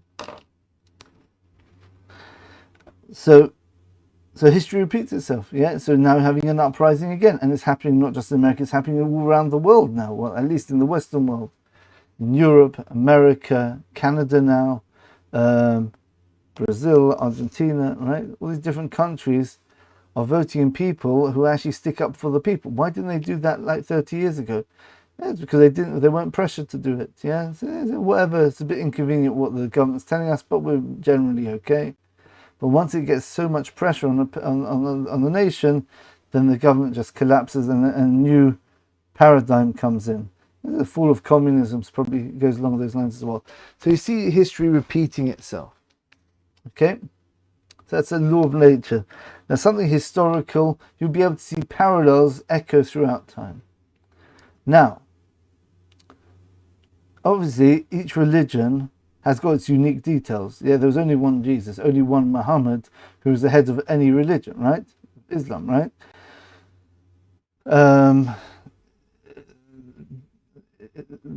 The only religion which claimed that God spoke to someone who was illiterate but miraculously produced a book was Islam, right? Those are small details, right? Because you've got basically a parallel in Mormonism. Islam and Mormonism are very similar in that respect, because Joseph Smith Jr., yeah, he also was illiterate in terms of not being able to read the golden tablets. It's just he had a way of translating it. The angel taught him the language, whatever, right?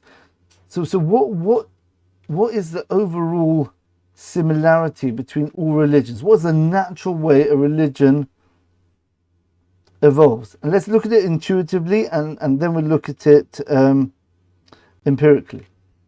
So intuitively,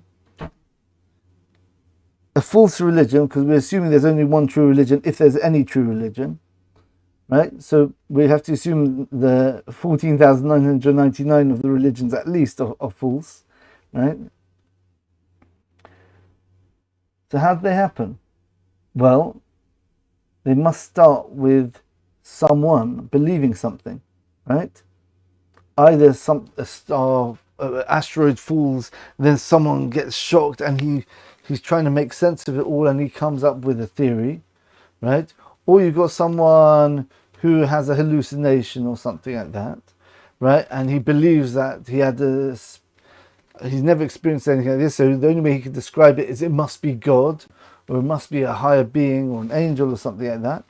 Or you can have the more malicious people, right? People who want power, so they invent a story, and because of the charisma, they know they're going to be able to convince people of it. So the typical way religion should start should be with an individual or maybe a small group of people trying to output a certain narrative to gain followers for their religion. Okay? So the religion should start small and grow. That makes sense intuitively. Let's look at empirically now. So if you look at all religions, that's essentially how they start. They start with one person or a group of people, and they try getting more. They try what's it called? They call when people proselytize, right? They try proselytizing people. They try getting people as part of the religion. Hey, come, look, it's religion. So many people saw this miracle happening, or heard this person say this, and he's so right, and everyone gets sort of caught up with the fervor of it, or maybe it's a political. Maybe there's a Roman Empire. Got to be careful who I'm speaking to here. A Roman Empire who's got interest in controlling the masses, so it takes this quaint religion, which has been quite small for a couple of 100 years and growing slowly, and it says this is our new national religion, right? Okay, you get the hint, anyone there, right? Right, but it happens organically and sort of man-made. That's how a man-made religion would naturally expand. Either slowly, or it could get a boost by having a big power pushing the religion. Okay? And it could be any movement. It doesn't even have to be a religion. It could be like the populist movement, or like the MAGA movement, things like that. Yeah? Starts off small. A few people are very frustrated, and then it starts picking up, and then a few more people get frustrated, and they see, oh, these people, I see what they mean. This is what they've been talking about the whole time. The government's against the people, and then more people gather, and it gathers speed, and it snowballs into something very big. Right? So all religions, all their claims should be along those lines. The claims, not whether they happened or not. That's irrelevant. All religious claims should intuitively follow that pattern, and we know empirically all religions and cults claims do follow that pattern, right? It's one or a few people who start something off and it grows. Okay, so that's called history repeating itself, and that means all world religions are essentially natural in the way that they develop, and they might have their own quirks where you could say there's maybe a bit of a supernatural thing happening there. This one had a miracle here, that one had a miracle there. But again, if you factor miracles into the equation, the miracle you can kind of call part of sort of like pseudo nature, right? Maybe miracles don't always happen, but we're going to see, okay, the Jewish way of looking at it is that God lets miracles happen even to people who are against God in order to make sure there's free will in the world, okay? Right, but besides that, essentially things follow the same pattern. So you can say included in the pattern of nature of religions is maybe you can have some miracles along the way as well, okay? Many religions claim open miracles. That's not an issue. Yeah, in fact, my great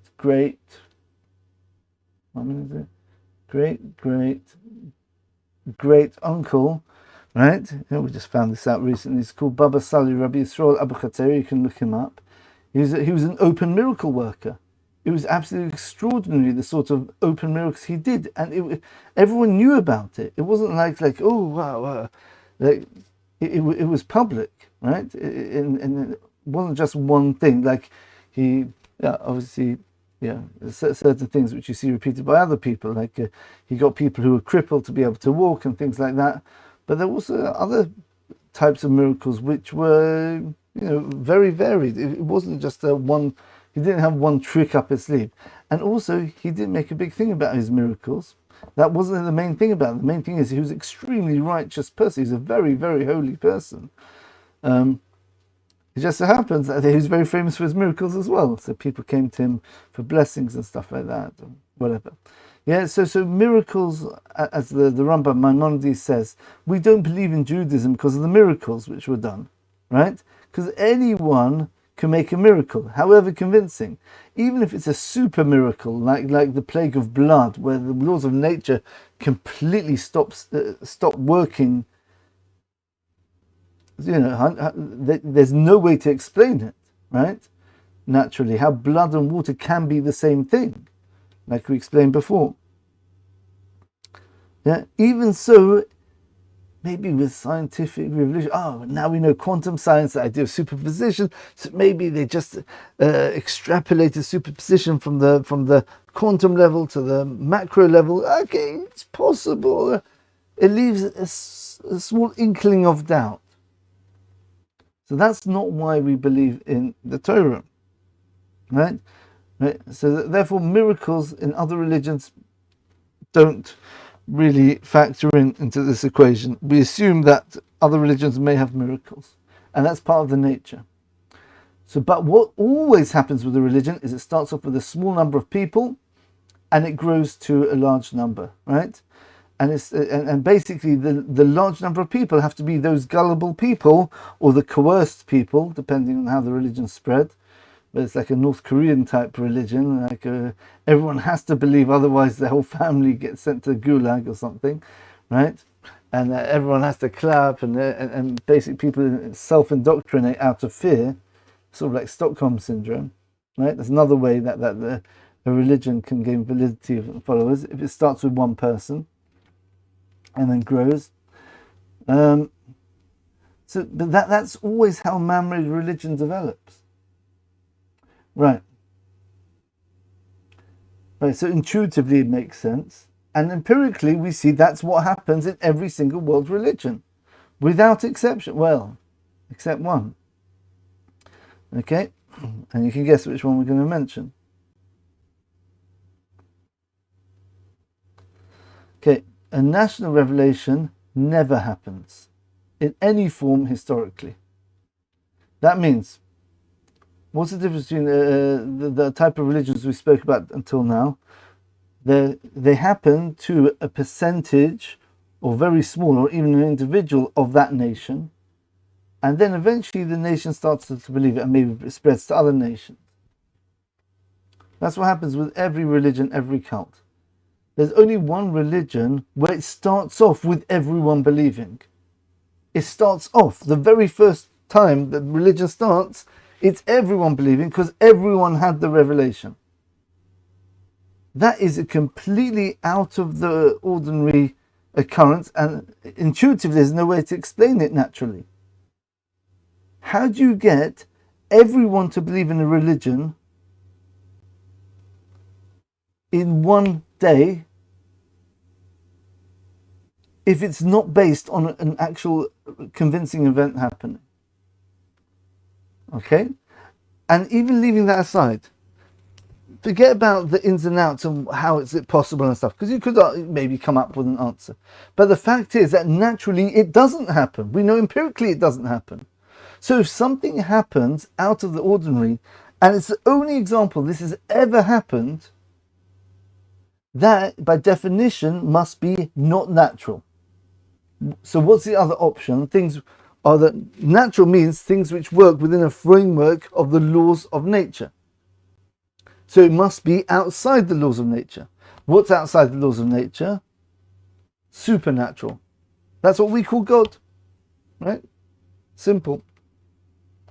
Very elegant, very straightforward, but subtle, because you're going to see the power of this proof is incredibly strong. I would say it's close to 100% this even.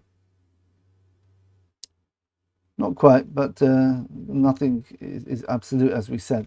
But this is extremely strong. So since we know a national revelation never happens, and there's a qualitative difference between a small group of people or an individual starting and a large national revelation, and everyone experiences God themselves as opposed to being told by someone else. No one from that generation was told that God exists. They all experienced it.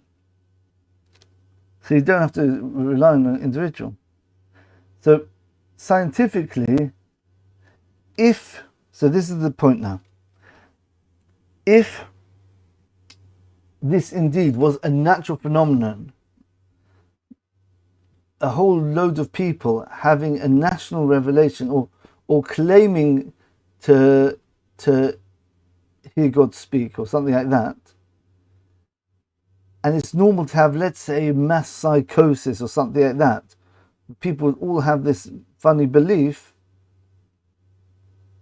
then and this was part of the natural order of the world, the laws of psychology or anthropological reality,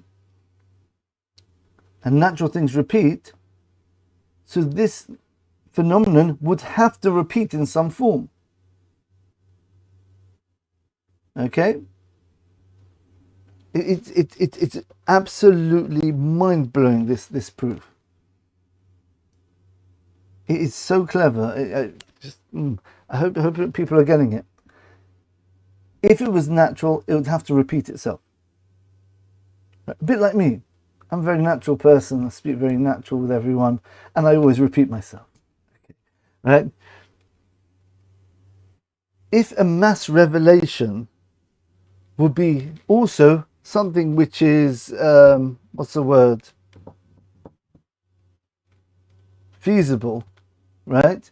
Something which could happen, which makes sense to happen, and is within the laws of human psychology to happen, then it would have to, you've got 15,000 examples of other religions. So you'd expect in a number of them, at least maybe 5% of them, maybe 1% even, right? For at least one repetition once, yeah? To show, no, it can happen more than once, right? And they can start building up a theory, how it happens, how people suddenly have a new religion out of nowhere, right? How a whole group of people can come to claim a mass revelation, right? Independent of each other. How's that possible? Right? But you'd have to have the evidence for it. All the evidence tells us that we've got now is that a man-made religion happens with small groups or individuals. It just does not happen on a national level. Ever. And the fact that it does shows that this is supernatural. We said, well, maybe this is an exception. Maybe they got, as Rabbi Kelemen gives an example, maybe they all went on a drug trip, but they had mushrooms in the desert. They all had, we heard God speak, right? Right,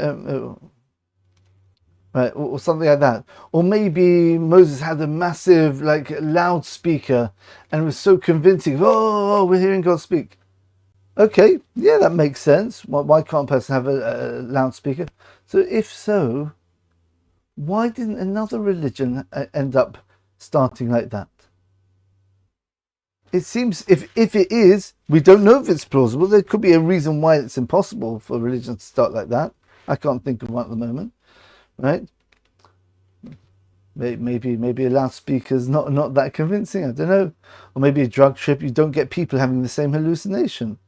Not with specifics like that, it'll be vague. Yeah, we heard God speak. What do you say? Yeah, he told me I love you, or whatever. And the other one says, well, yeah, there's going to be a storm, right?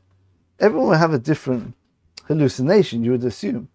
For them all to hear exactly the same words in the same way, right? And it's more than that. They all experienced temporary death, and they came back to life, right?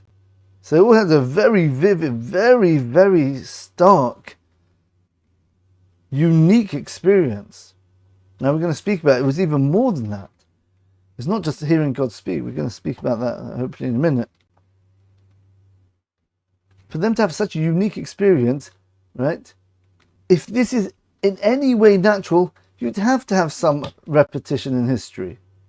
The fact that you never have a person with a loudspeaker, right, convincing millions of people to follow a religion or to believe something, or you never have a massive drug trip where everyone hears the same thing. However you want to frame it, or aliens came down and communicated to one nation, then they went away, you'd expect it to happen again, right? Why would it happen one time to one nation and then that's it? Yeah, it must be not natural. It's not natural. If it's not natural, then it has to be supernatural. I think that's the only other option. You can't have subnatural, right? Yeah, it's either natural or beyond nature. Beyond nature is our definition of God. Nature is the dimension of time and space and cause and effect. Our definition of God, as much as we can define God, is a being which is outside of time and space, which is above the laws of cause and effect, which is essentially nature. Nature is cause and effect. So therefore, in a way, you've directly proved a transcendent being. By having a unique, it's amazing, by having a unique historical event, which can only be of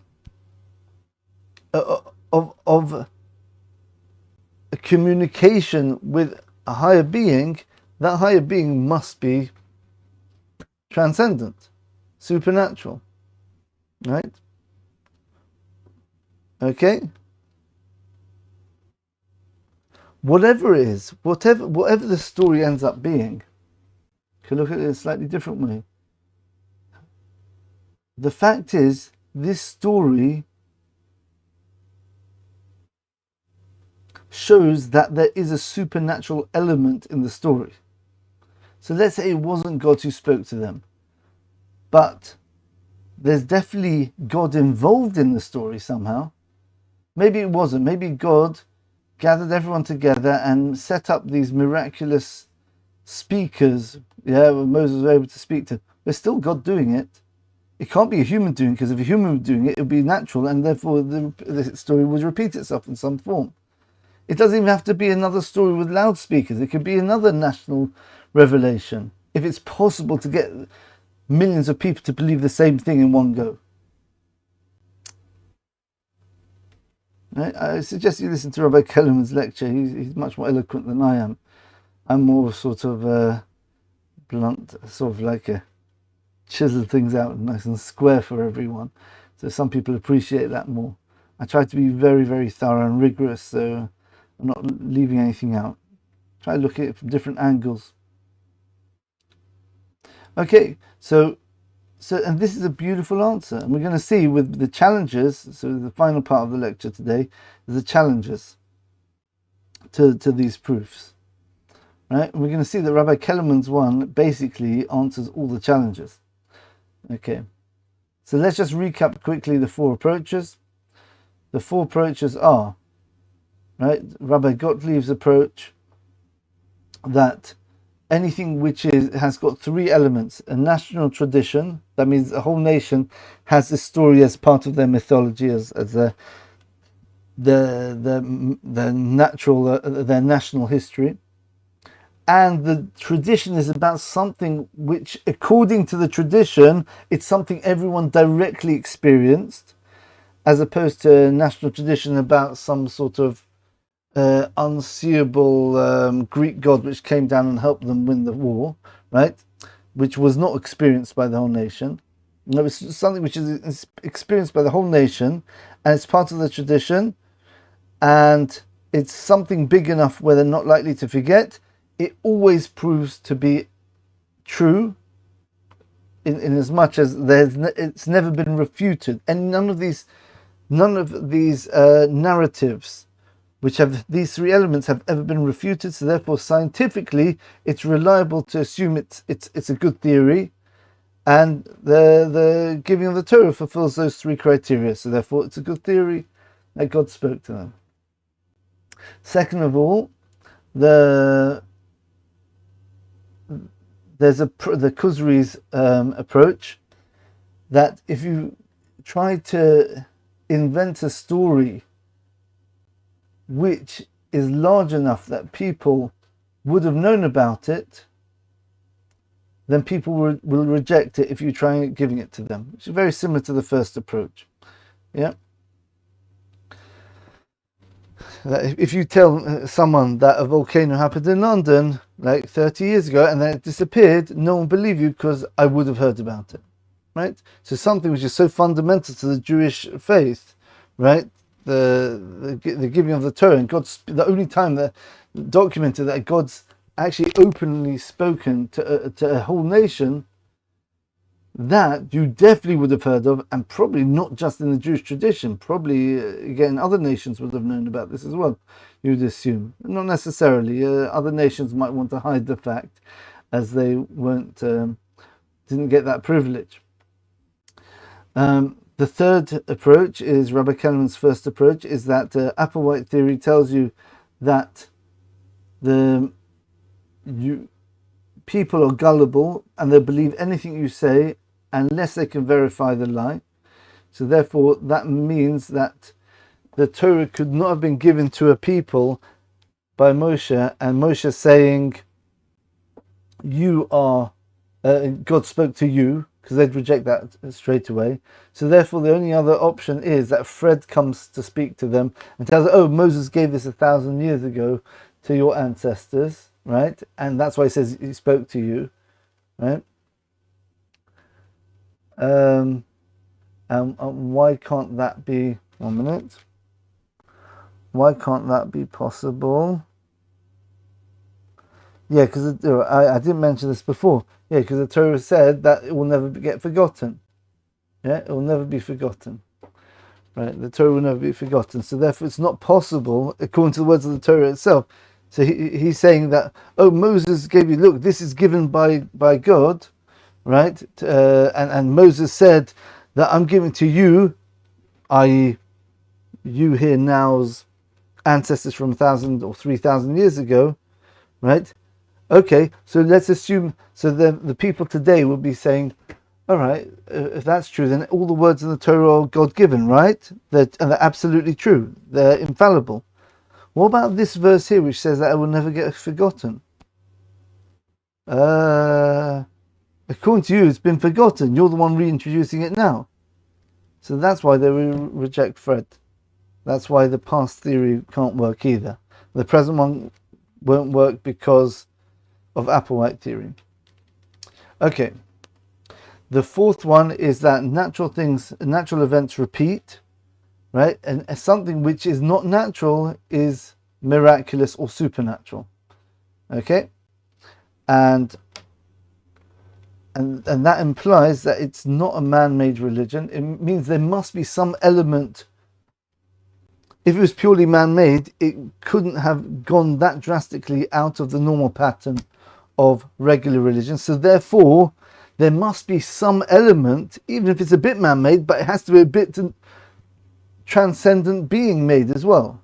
Once you're saying that, then why bring the man-made bit in at all, right?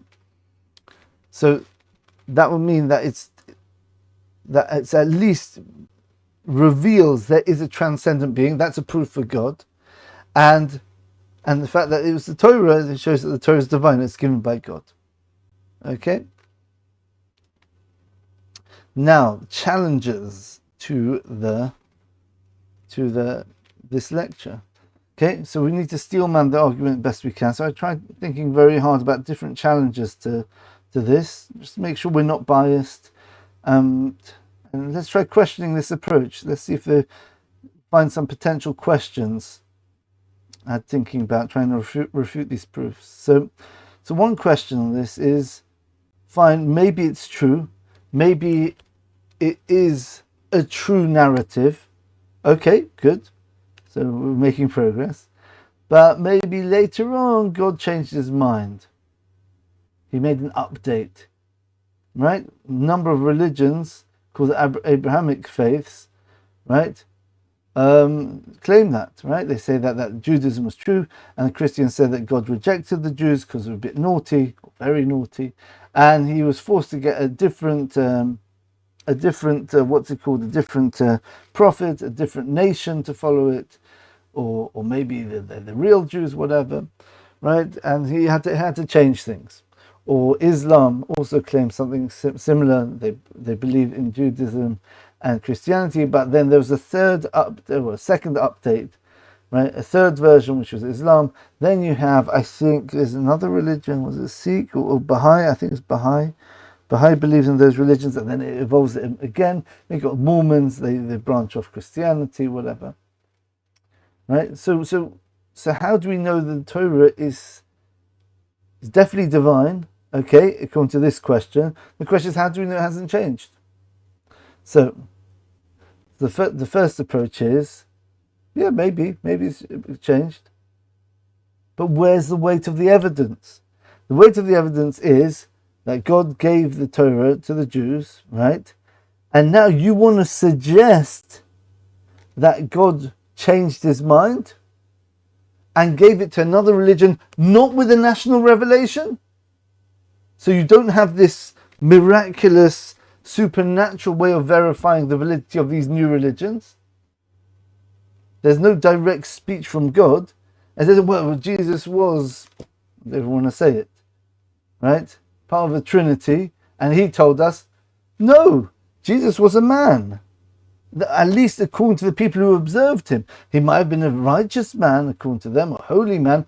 He might be a prophet. He might have been a miracle worker. But he was a man. He wasn't a transcendent being, which everyone experienced within their own minds, right? Or heard whatever echoing superhuman voices, whatever it was. We'll speak about that still, right? That's going to be the next challenge, right?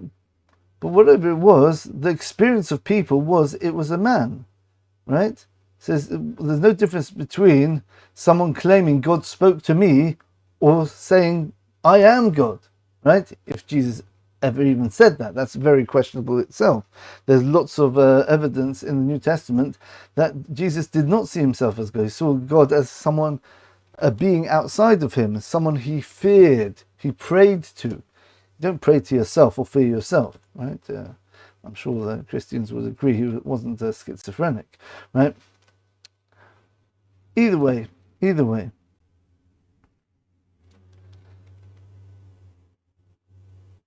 The fact is, you're asking a maybe question. But we say there's 100 maybes. If we've got our evidence here, and it's solid evidence, we've got 4 very, very good approaches. Now you want to say that another religion is true. What's the nature of that religion? The nature of the religion is that Judaism changed. If that's your question, just show me why this religion is true in contrast to at least to equal Judaism.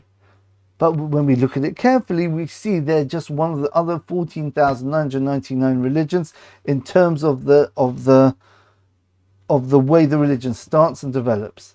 It's just the narrative is a bit different. It leeches off, it piggybacks off Judaism, right? Or Islam would be the same thing. So you can't ask a question reasonably. You can ask it, but it doesn't affect our analysis and our weighing up of the evidence to say maybe it was this. Yeah, maybe God changed it. That I think is just the best answer. Yeah, because you can ask maybe anything, right? But based on the evidence, the weight of evidence, yeah, maybe the Kelemen's proof's not right because maybe it was just a fluke, a 1 in 15,000 chance. Yeah, maybe. The evidence doesn't support that though, because you can say that, otherwise you destroy all of science then. Then that means one time a person boils water with no anomalies happening and the water just won't boil. All the molecules will decide to bump into each other constantly. They bounce off perfectly that they stay as a liquid. You don't entertain such things. Yeah, it's unreasonable. Yeah, if something happens once, then and that's convincing, so you expect that something which is going to compete with that would also happen. Okay. And of course they didn't. Okay. Right. The second refutation to this challenge is, I'm just going to read it straight off from what I wrote. These claims are fundamentally the same as any other religion's natural claims. We said that. The natural claims. And just because they try to piggyback on the Mount Sinai and Torah narrative doesn't objectively give them more validity than other non-Torah based religions. Okay, yeah, I think we said that already. Besides this, the Torah. Right, okay, sorry. I just by accident done 2 answers. There's actually 3 parts to this answer. The first part of the answer is it's a maybe question. And yeah, maybe, but it doesn't make a difference. Maybe you can do 100 maybes for any scientific theory, yeah, but it doesn't affect the theory. If you've got a very, very heavy weight of evidence here, and they put like a maybe. Okay, fine, but yeah, maybe. Still 99%. So nice and 98.999 now. You could throw 100 maybes on it. They're insignificant. You have to, if you want to challenge this evidence, you have to have counter evidence. So now we can weigh up the evidence against each other. You can't say maybe. Yeah, of course, I took that into account when I was giving my original piece of evidence. Yeah, it was just a solid piece of evidence. And saying maybe, that's all factored in. The second answer to this is that even if you do say that these religions, to say maybe the Torah changed over generations, you're basically saying, I believe in one of these other religions. But each one of those religions has their own set of claims which have to have verification, and they don't have the verification of the Torah one. So therefore, they don't hold light in face of the Torah supernatural evidence. These other religions, they happen to be picking back, their religion is the Torah changed. Why is it any different fundamentally from saying that there was never any Torah, there was only Buddha getting up from the tree, right, from meditating? What's fundamentally the difference between those two claims? It's just another claim for a different religion. So it doesn't affect the Judaism's claim directly if you're coming to it from the point of view of another religion. That means if the basis for your question is there's another religion which claims the Torah changed, I would say show me the validity for that religion. I've already established that there isn't a strong argument for any other religion. If your claim was that, all right, Judaism is the right religion, but I'm coming from a logical argument now. Maybe after time things change, but the Torah itself, so you're agreeing that the Torah is precise, right? But maybe the narrative evolved from something which was maybe a natural event, and then over time it morphed into some supernatural story. Oh my goodness, I just gone to question 3 by mistake there. Sorry everyone. Yeah, sorry. No, we're not asking that. We're saying that no, maybe originally it was a supernatural event which was revealed to millions of people, but God changed his mind afterwards. Right. So this is a different question, right? Yeah. So the first 2 answers I gave are good. The third answer is that the Torah, so you're agreeing that the Torah's words are true, right? And you're just saying that after the Torah God changed his mind, but the Torah that says that the Torah will not change. That God will never change. God will not change his mind or update the religion in any way, right? Right? Lo so sevelav lo sigram menu. You may not add on to it. You may not take away from it, right? Right? And let's say, well, God had enough of the Jews because they're rebellious. The Torah takes that into account. In Deuteronomy chapter, no, not Deuteronomy, Leviticus chapter.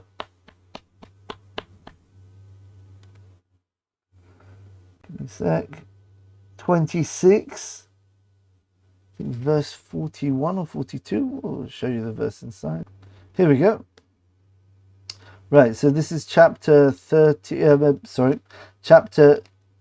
26. Yes, chapter 26. Right. Yeah, Leviticus chapter 26, verse 44. Right. So it speaks about all the punishments the Jewish people will get for rebelling against God. The temple will be destroyed, and the people who will survive will rot away in the lands of the enemies. That means we'll go into exile. Right, we're going to speak about this in the prophecy proofs of the Torah's divinity here. Right, so we get a preview here, and then they repent. Right, they should repent. Yeah, and maybe then they will be humbled in the lands of the enemies, and then they will gain appeasement. Okay, right. Now it says right at the end of the curses, or the warnings, or the whatever, verse 44. V'af gam zois, and even with all of this, biyosom be'eretz oivehem, when they're in the lands of their enemies, lo ma'astim, I will not despise them. V'lo galtim, I will not reject them. L'chalosom, to wipe them out. Look at the next few words. L'hofer b'risiyatom, to annul my covenant with them, thereby breaking my covenant. Ki ani Hashem Elokehem, because I am God, I am Hashem, their God, or Lord, their God. That seems pretty clear. Okay. So if the argument is that maybe God changed his mind, God's above time, and he says in the Torah, I'm never going to reject the Jewish people or annul my covenant, so there's no new covenant, right? There's no new covenant from God's side of it, right? Maybe we have to refresh our side of the covenant because we rebelled against God. But God said, from my side, no change, right? And never reject you. So there you go, right? The Torah will not be changed, okay? There's other verses in other places as well where you can see this idea as well. Okay. This is one the next one. Right, so therefore any religion claiming that God changed his mind, but the Torah is absolutely true, and the version of the Torah we have now is true, is stuck with a internal contradiction. The Torah is true, which means it can't change, but it changed. How can it change if the Torah says it didn't change? And you're saying the Torah is true, so you're stuck. Okay. So another question, second question I had, is how do we know it's God who spoke? I had never seen someone ask this question, so I'm a bit naughty for asking this. I don't want to get people confused who wouldn't have had this question, but I was thinking quite deeply into it. Okay, how do you know it's God who spoke? Maybe it was some other being, like a loudspeaker or alien or something like that. Okay, so based on the fourth approach, Rabbi Kelemen's approach, it's not a strong question, because the what's it called, the revelation narrative, right, as he calls it, by the scientific theory that natural things always repeat in some way. So therefore a national revelation would have to be seen in some religion somewhere. The fact that it doesn't shows that this is supernatural. So you know that God. So I already included this in the way I described the fourth approach. Yeah, that the fact that it's supernatural means there must be an element of something which is outside of the dimension of nature. There must be something there, which forces us to say that the source of revelation is not from our reality of nature, our physical reality. Therefore, by definition, it must be coming from outside time and outside space, which, as we said, is our definition of God, part of the definition of God, a being which is outside of time and outside of space and outside of the laws of cause and effect, which that's what nature is, right?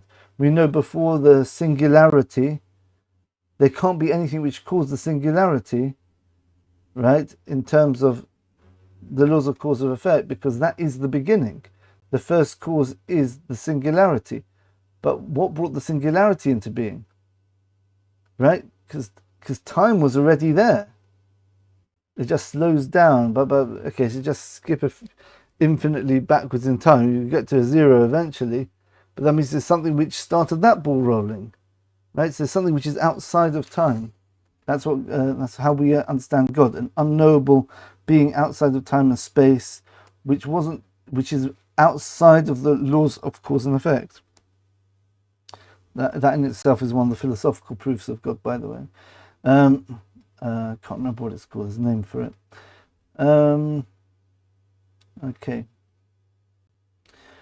Right. So how do we know it was God who spoke? Maybe his name was Joe or Freddie. the premise of the question is mistaken in itself. You're assuming it's something we know God, right? We know God, right? But how do you know it's him? Maybe it's some other being. It works the other way around. The being which is outside of nature spoke, right?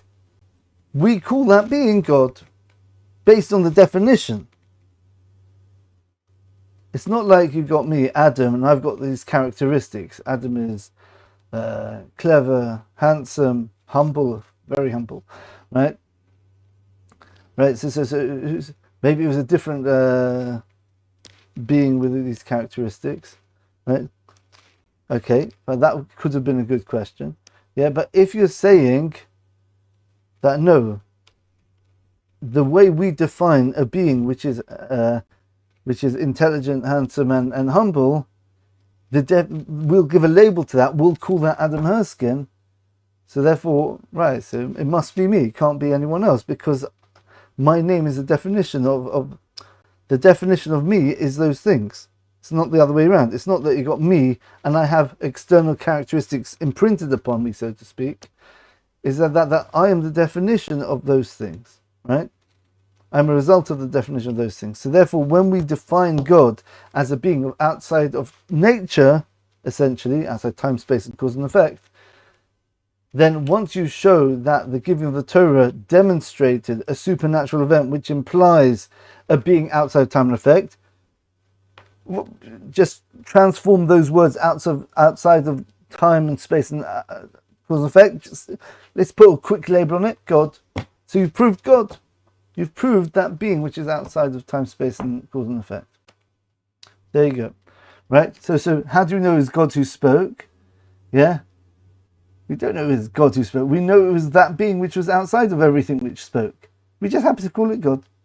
Okay, that's the first way to answer the question. How we know it was God who spoke. Beautiful answer. Quite happy with that one, because I think I worked that one out myself. Most of this lecture comes from other people. Right. Secondly, the claim from those experiencing the revelation. Right. So this is the thing I kept promising we'll get down to at the end of the video. What did the Jews actually experience? And this is a bit more subtle. So you can talk about this for a long time, I guess. It's a discussion itself. What did they experience? We're looking at the verses. The verses describe the experience. As they didn't see anything. That is in, again, Deuteronomy chapter 4, which you have to go through the whole chapter. It's clear that we didn't see any image, not the image of a man, not the image of an animal, right? Not from something from stars above or the ground below. I think it says things like that. Yeah. Don't look up to the stars in the sky and go after them mistakenly, right? Right? We clearly didn't see anything physical in terms of seeing God. We heard God speak, and it describes the Jewish people seeing the koilos, seeing the voices.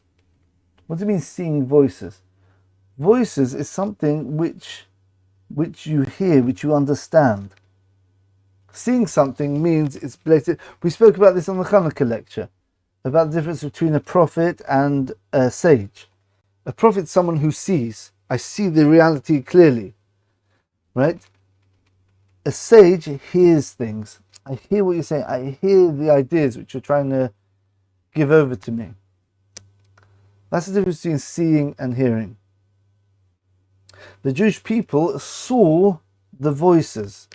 They saw God speaking.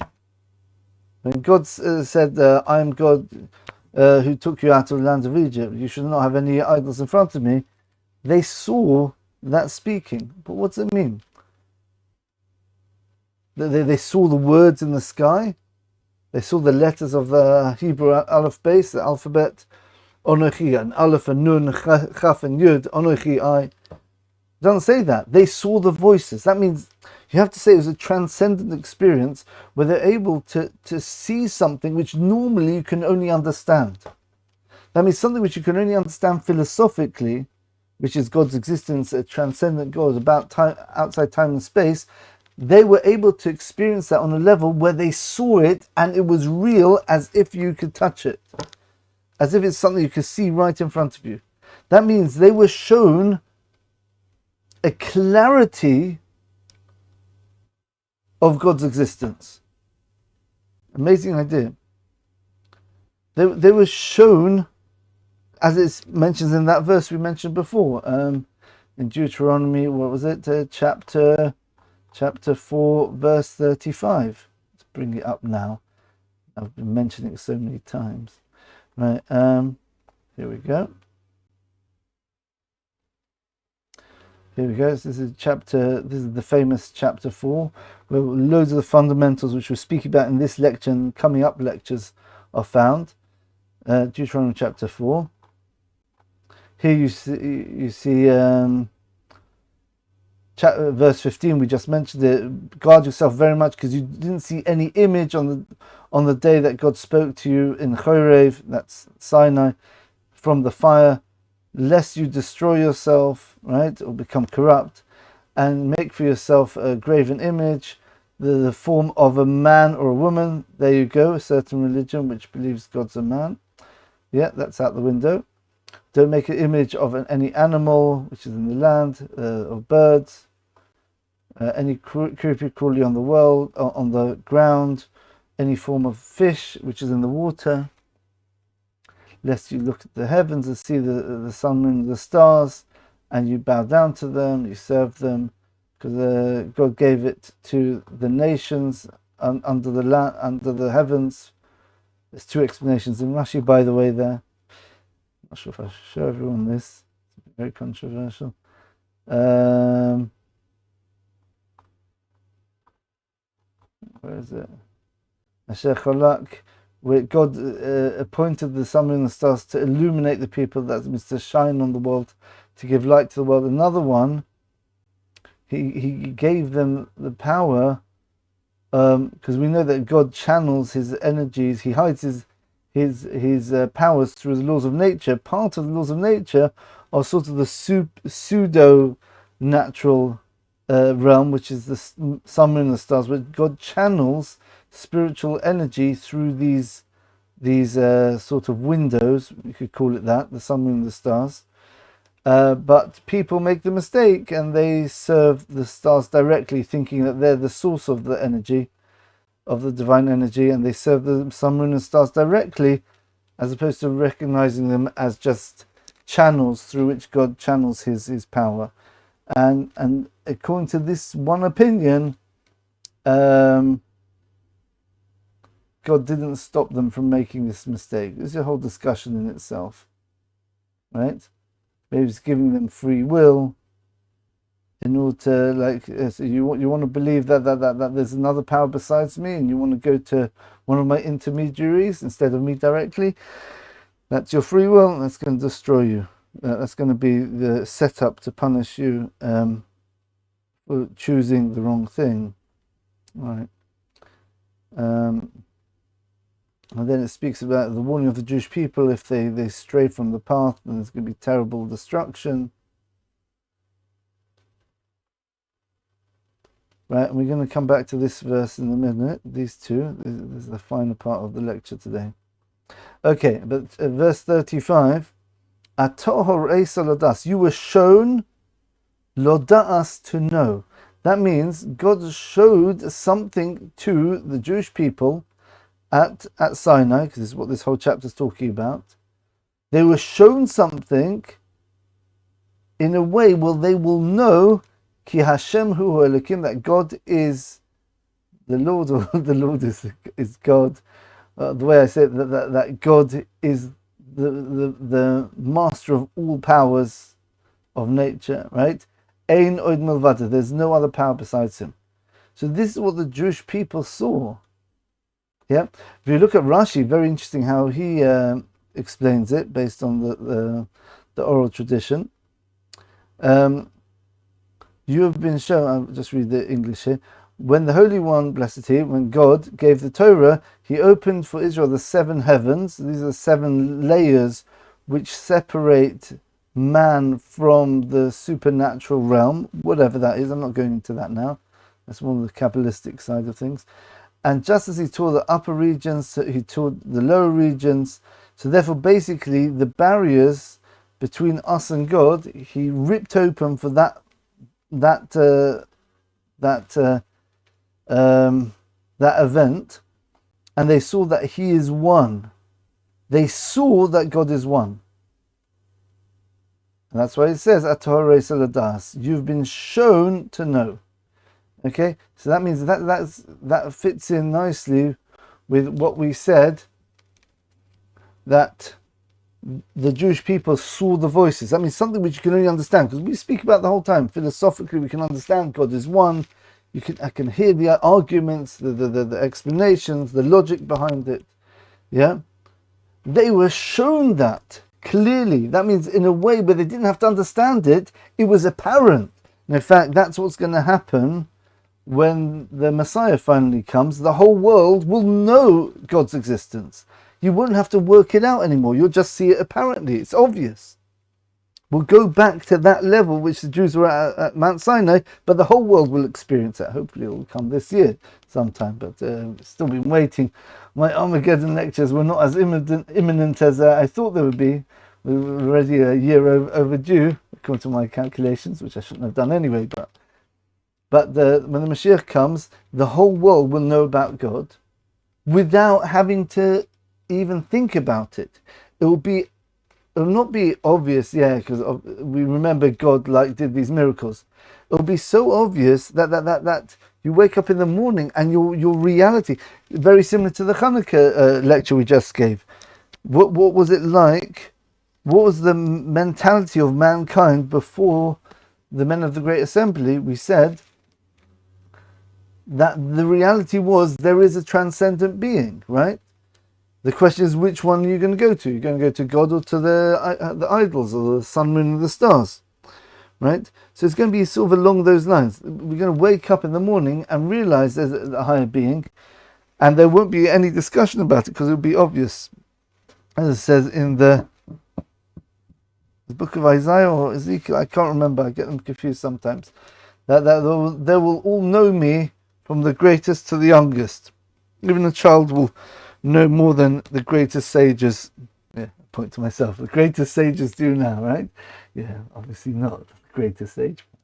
Okay, it's nice to pretend, right? So the Jewish people, according to the Torah's narrative, and definitely according to our oral tradition, didn't just hear a loud voice. Yeah, they had a direct experience of the reality of God within themselves.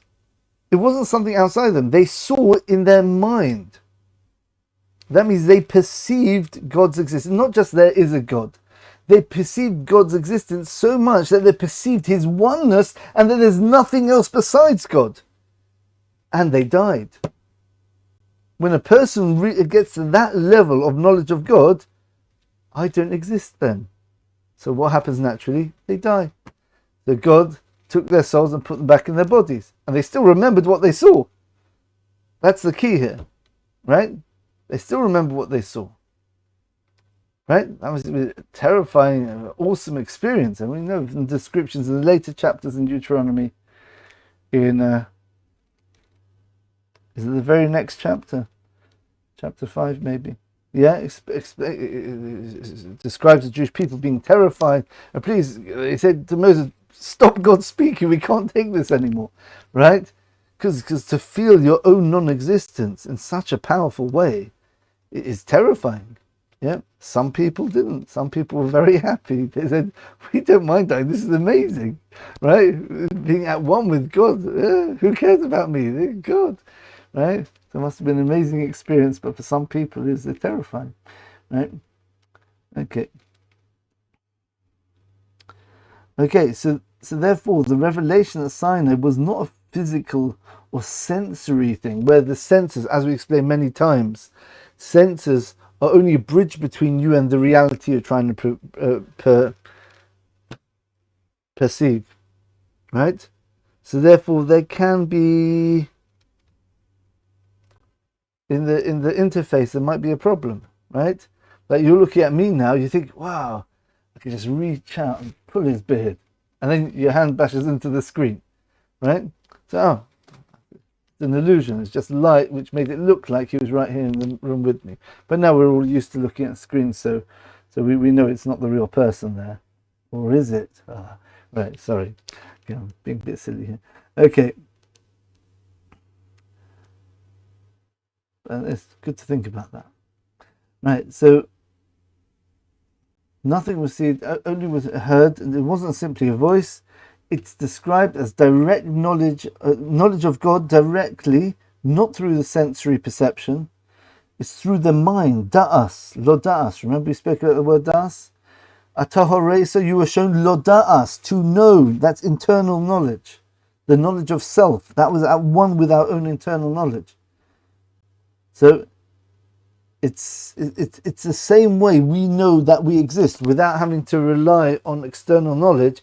You could just go in a sensory deprivation tank, I think they're called, for people who want to meditate or whatever, where they basically numb all the different senses. They turn the light off, it's quiet, they're in the water, so they can't really feel very much. I'm not sure how it works exactly.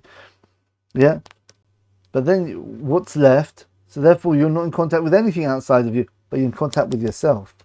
So you have that's what meditation is. You get in contact and knowledge of who you are. Right. So that level of knowledge, they knew about the oneness of God. So this answers this question, which I think is a very important question and a very important answer and very revealing answer if we understand this idea of this knowledge is an intrinsic knowledge, not extrinsic, coming from the outside, right? Okay, so that's how we know it's God. That's the second approach. First of all, either from the fact that we know it's a supernatural event, according to Rabbi Kelemen's second approach, which is our fourth approach. It was a supernatural thing, so therefore by definition it must be God, because our definition of God is something from outside nature, outside the laws of space and time. Right? Even the angels are within our dimension. They're governed by some sort of time. They're not outside of cause and effect. So therefore, that's how we know it was God who spoke. And second of all, the claim itself was the type of knowledge where you can't get tricked into thinking it was God. The claim is that the Jews knew that the one who created the world was one. They had that knowledge directly. Okay. And it wasn't dependent on senses, so therefore you can't say it was a trick or they were being misled by some sort of sensory misleading. It was direct knowledge coming directly into their minds, not through senses. Okay. The third question I had is, how do we know it wasn't a natural event? Maybe it was a natural event like any other religion, and then over time, the way it evolved, it morphed into a national revelation. Maybe it started off with 10 people or something like that, and they said, yes, it's a big party, yeah, big, wow, how much was big? And then one person tells the other, yeah, it's big, it was massive, yeah. Oh yeah, God, amazing, Jewish people, oh yeah, thousands of people, yeah. And then it gets to millions of people. Oh, wow, national revelation. Okay, why couldn't it have happened like that?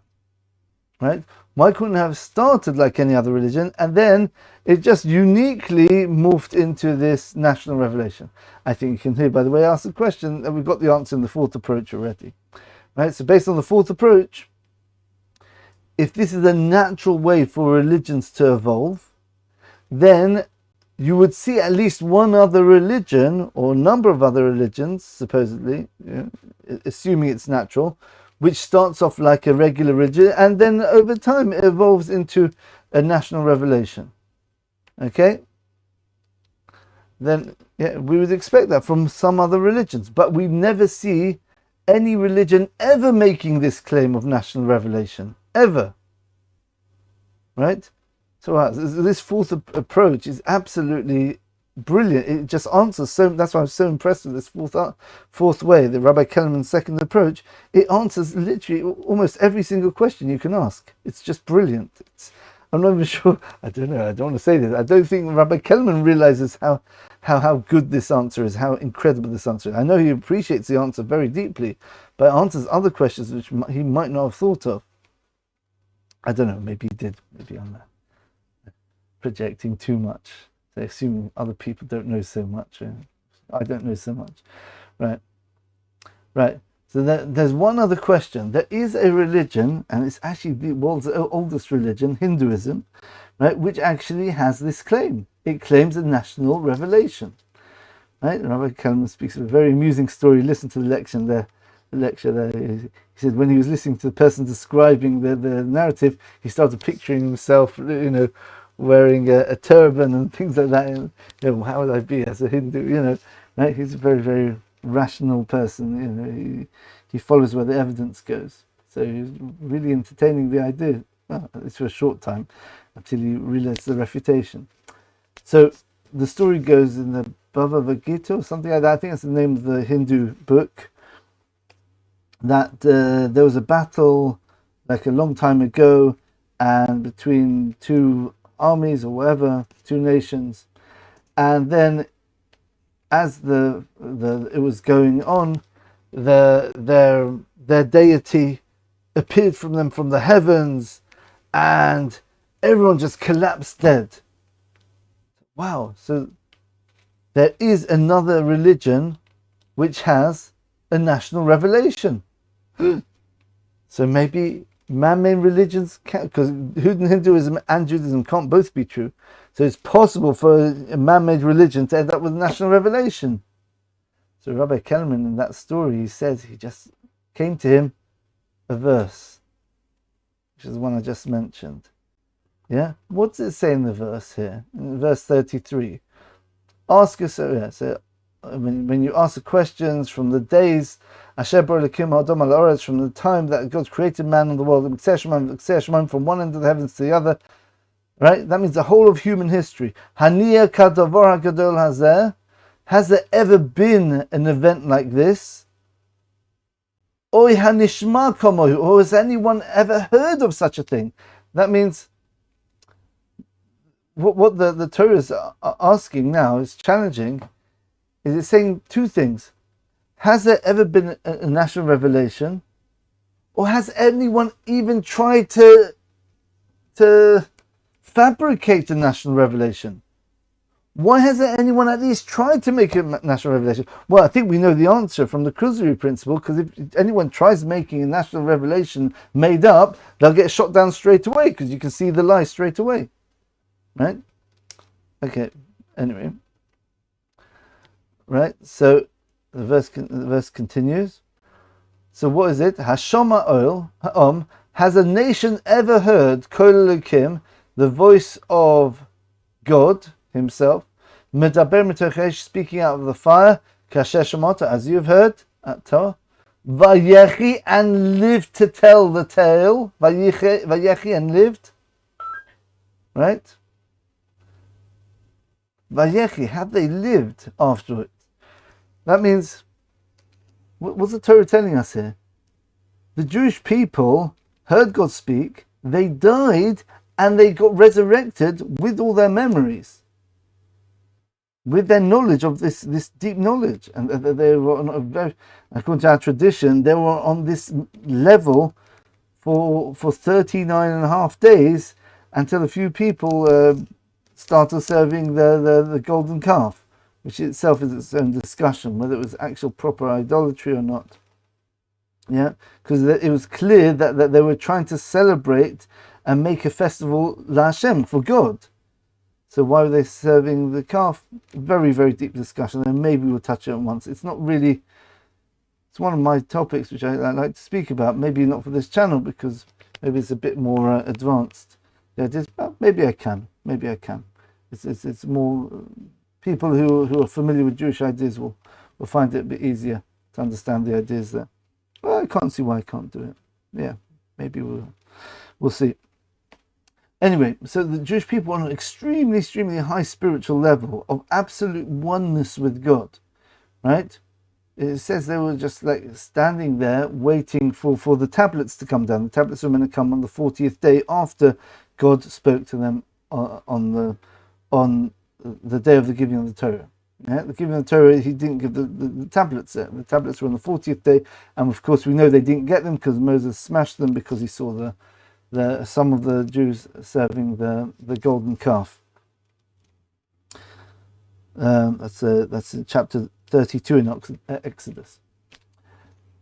Right. So Rabbi Kelemen said to this person, look, read that verse. According to your story, your God appeared to the whole nation or nations and national revelation, yeah, but they all died, right? So what happened? How do you know the story if they all died? Is it because many years later someone else came and he said that this happened? So essentially it's not a national revelation anymore. It's a single individual telling you the story. Yeah? It just so happens that his story was about a supposedly national revelation, which no one lived to tell the tale. So of course you can fabricate that. There's no one to you don't expect anyone to know this story because all the people who would have known this story at the time died. Right? So wherever this nation was, it's an ancient history nation, right? Which has died out because of this revelation of their God.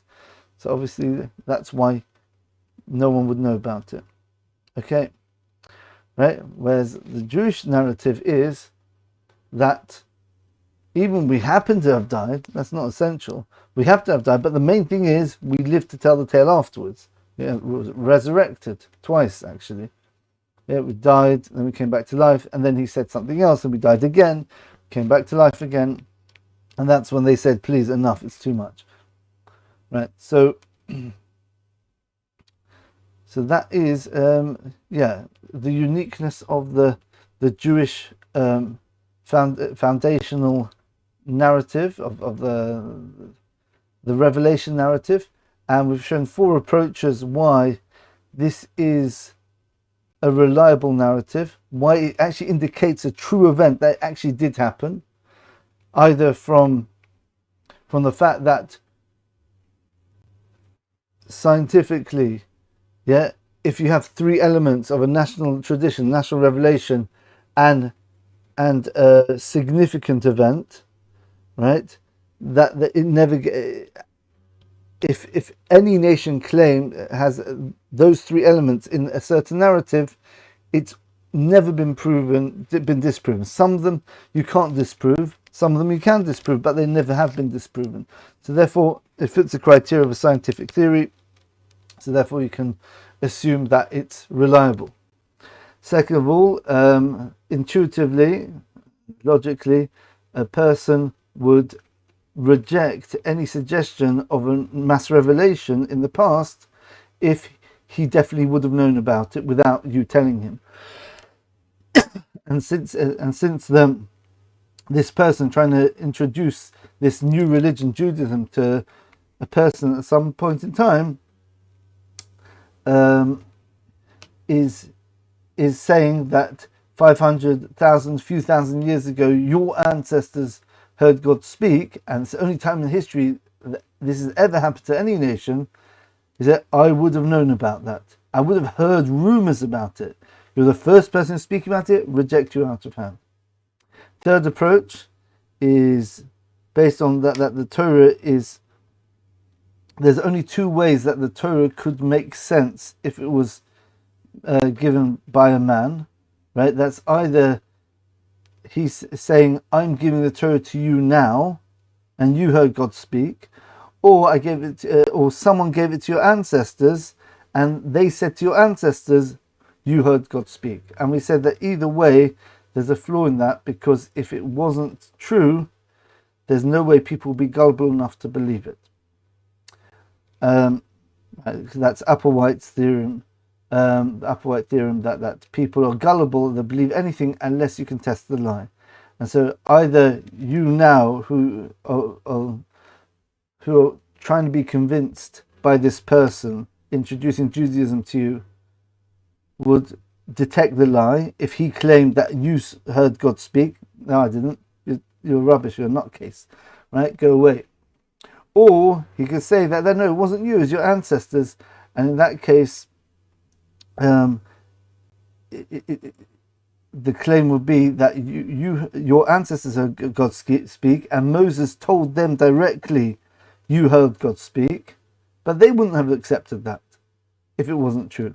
So either way, it works out that this Applewhite theorem, which is a scientific theory in psychology at least, yeah, but it's scientifically based, will be violated. So therefore, the evidence scientifically will point that it actually did happen as it was described, and not just told over to the people who are trying to be convinced of the religion by a falsifier.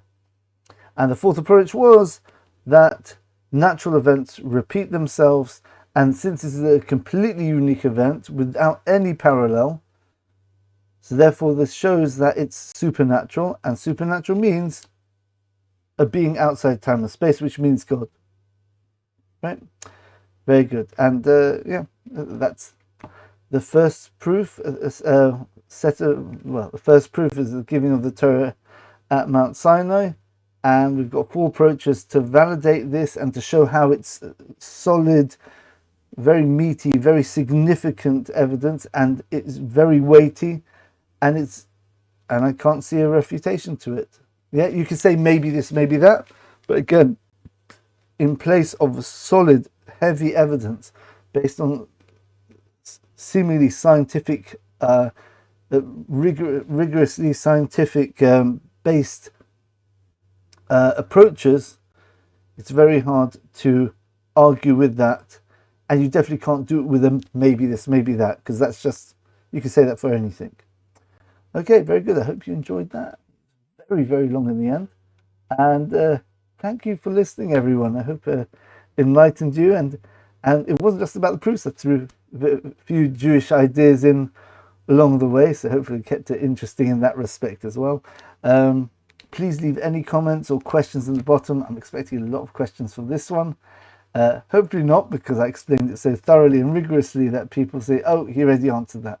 I think I've covered all the bases in the actual lecture, especially I got through three major questions right at the end as well. Right, okay, thanks for listening, everyone, and hopefully we'll carry on with this series, and we'll have to think about what's the next proof or category of proof, or maybe some more historical evidence which we can verify and also point towards God's existence or the divinity of the Torah, or both. Thanks for listening, and we'll see you next time. Bye for now.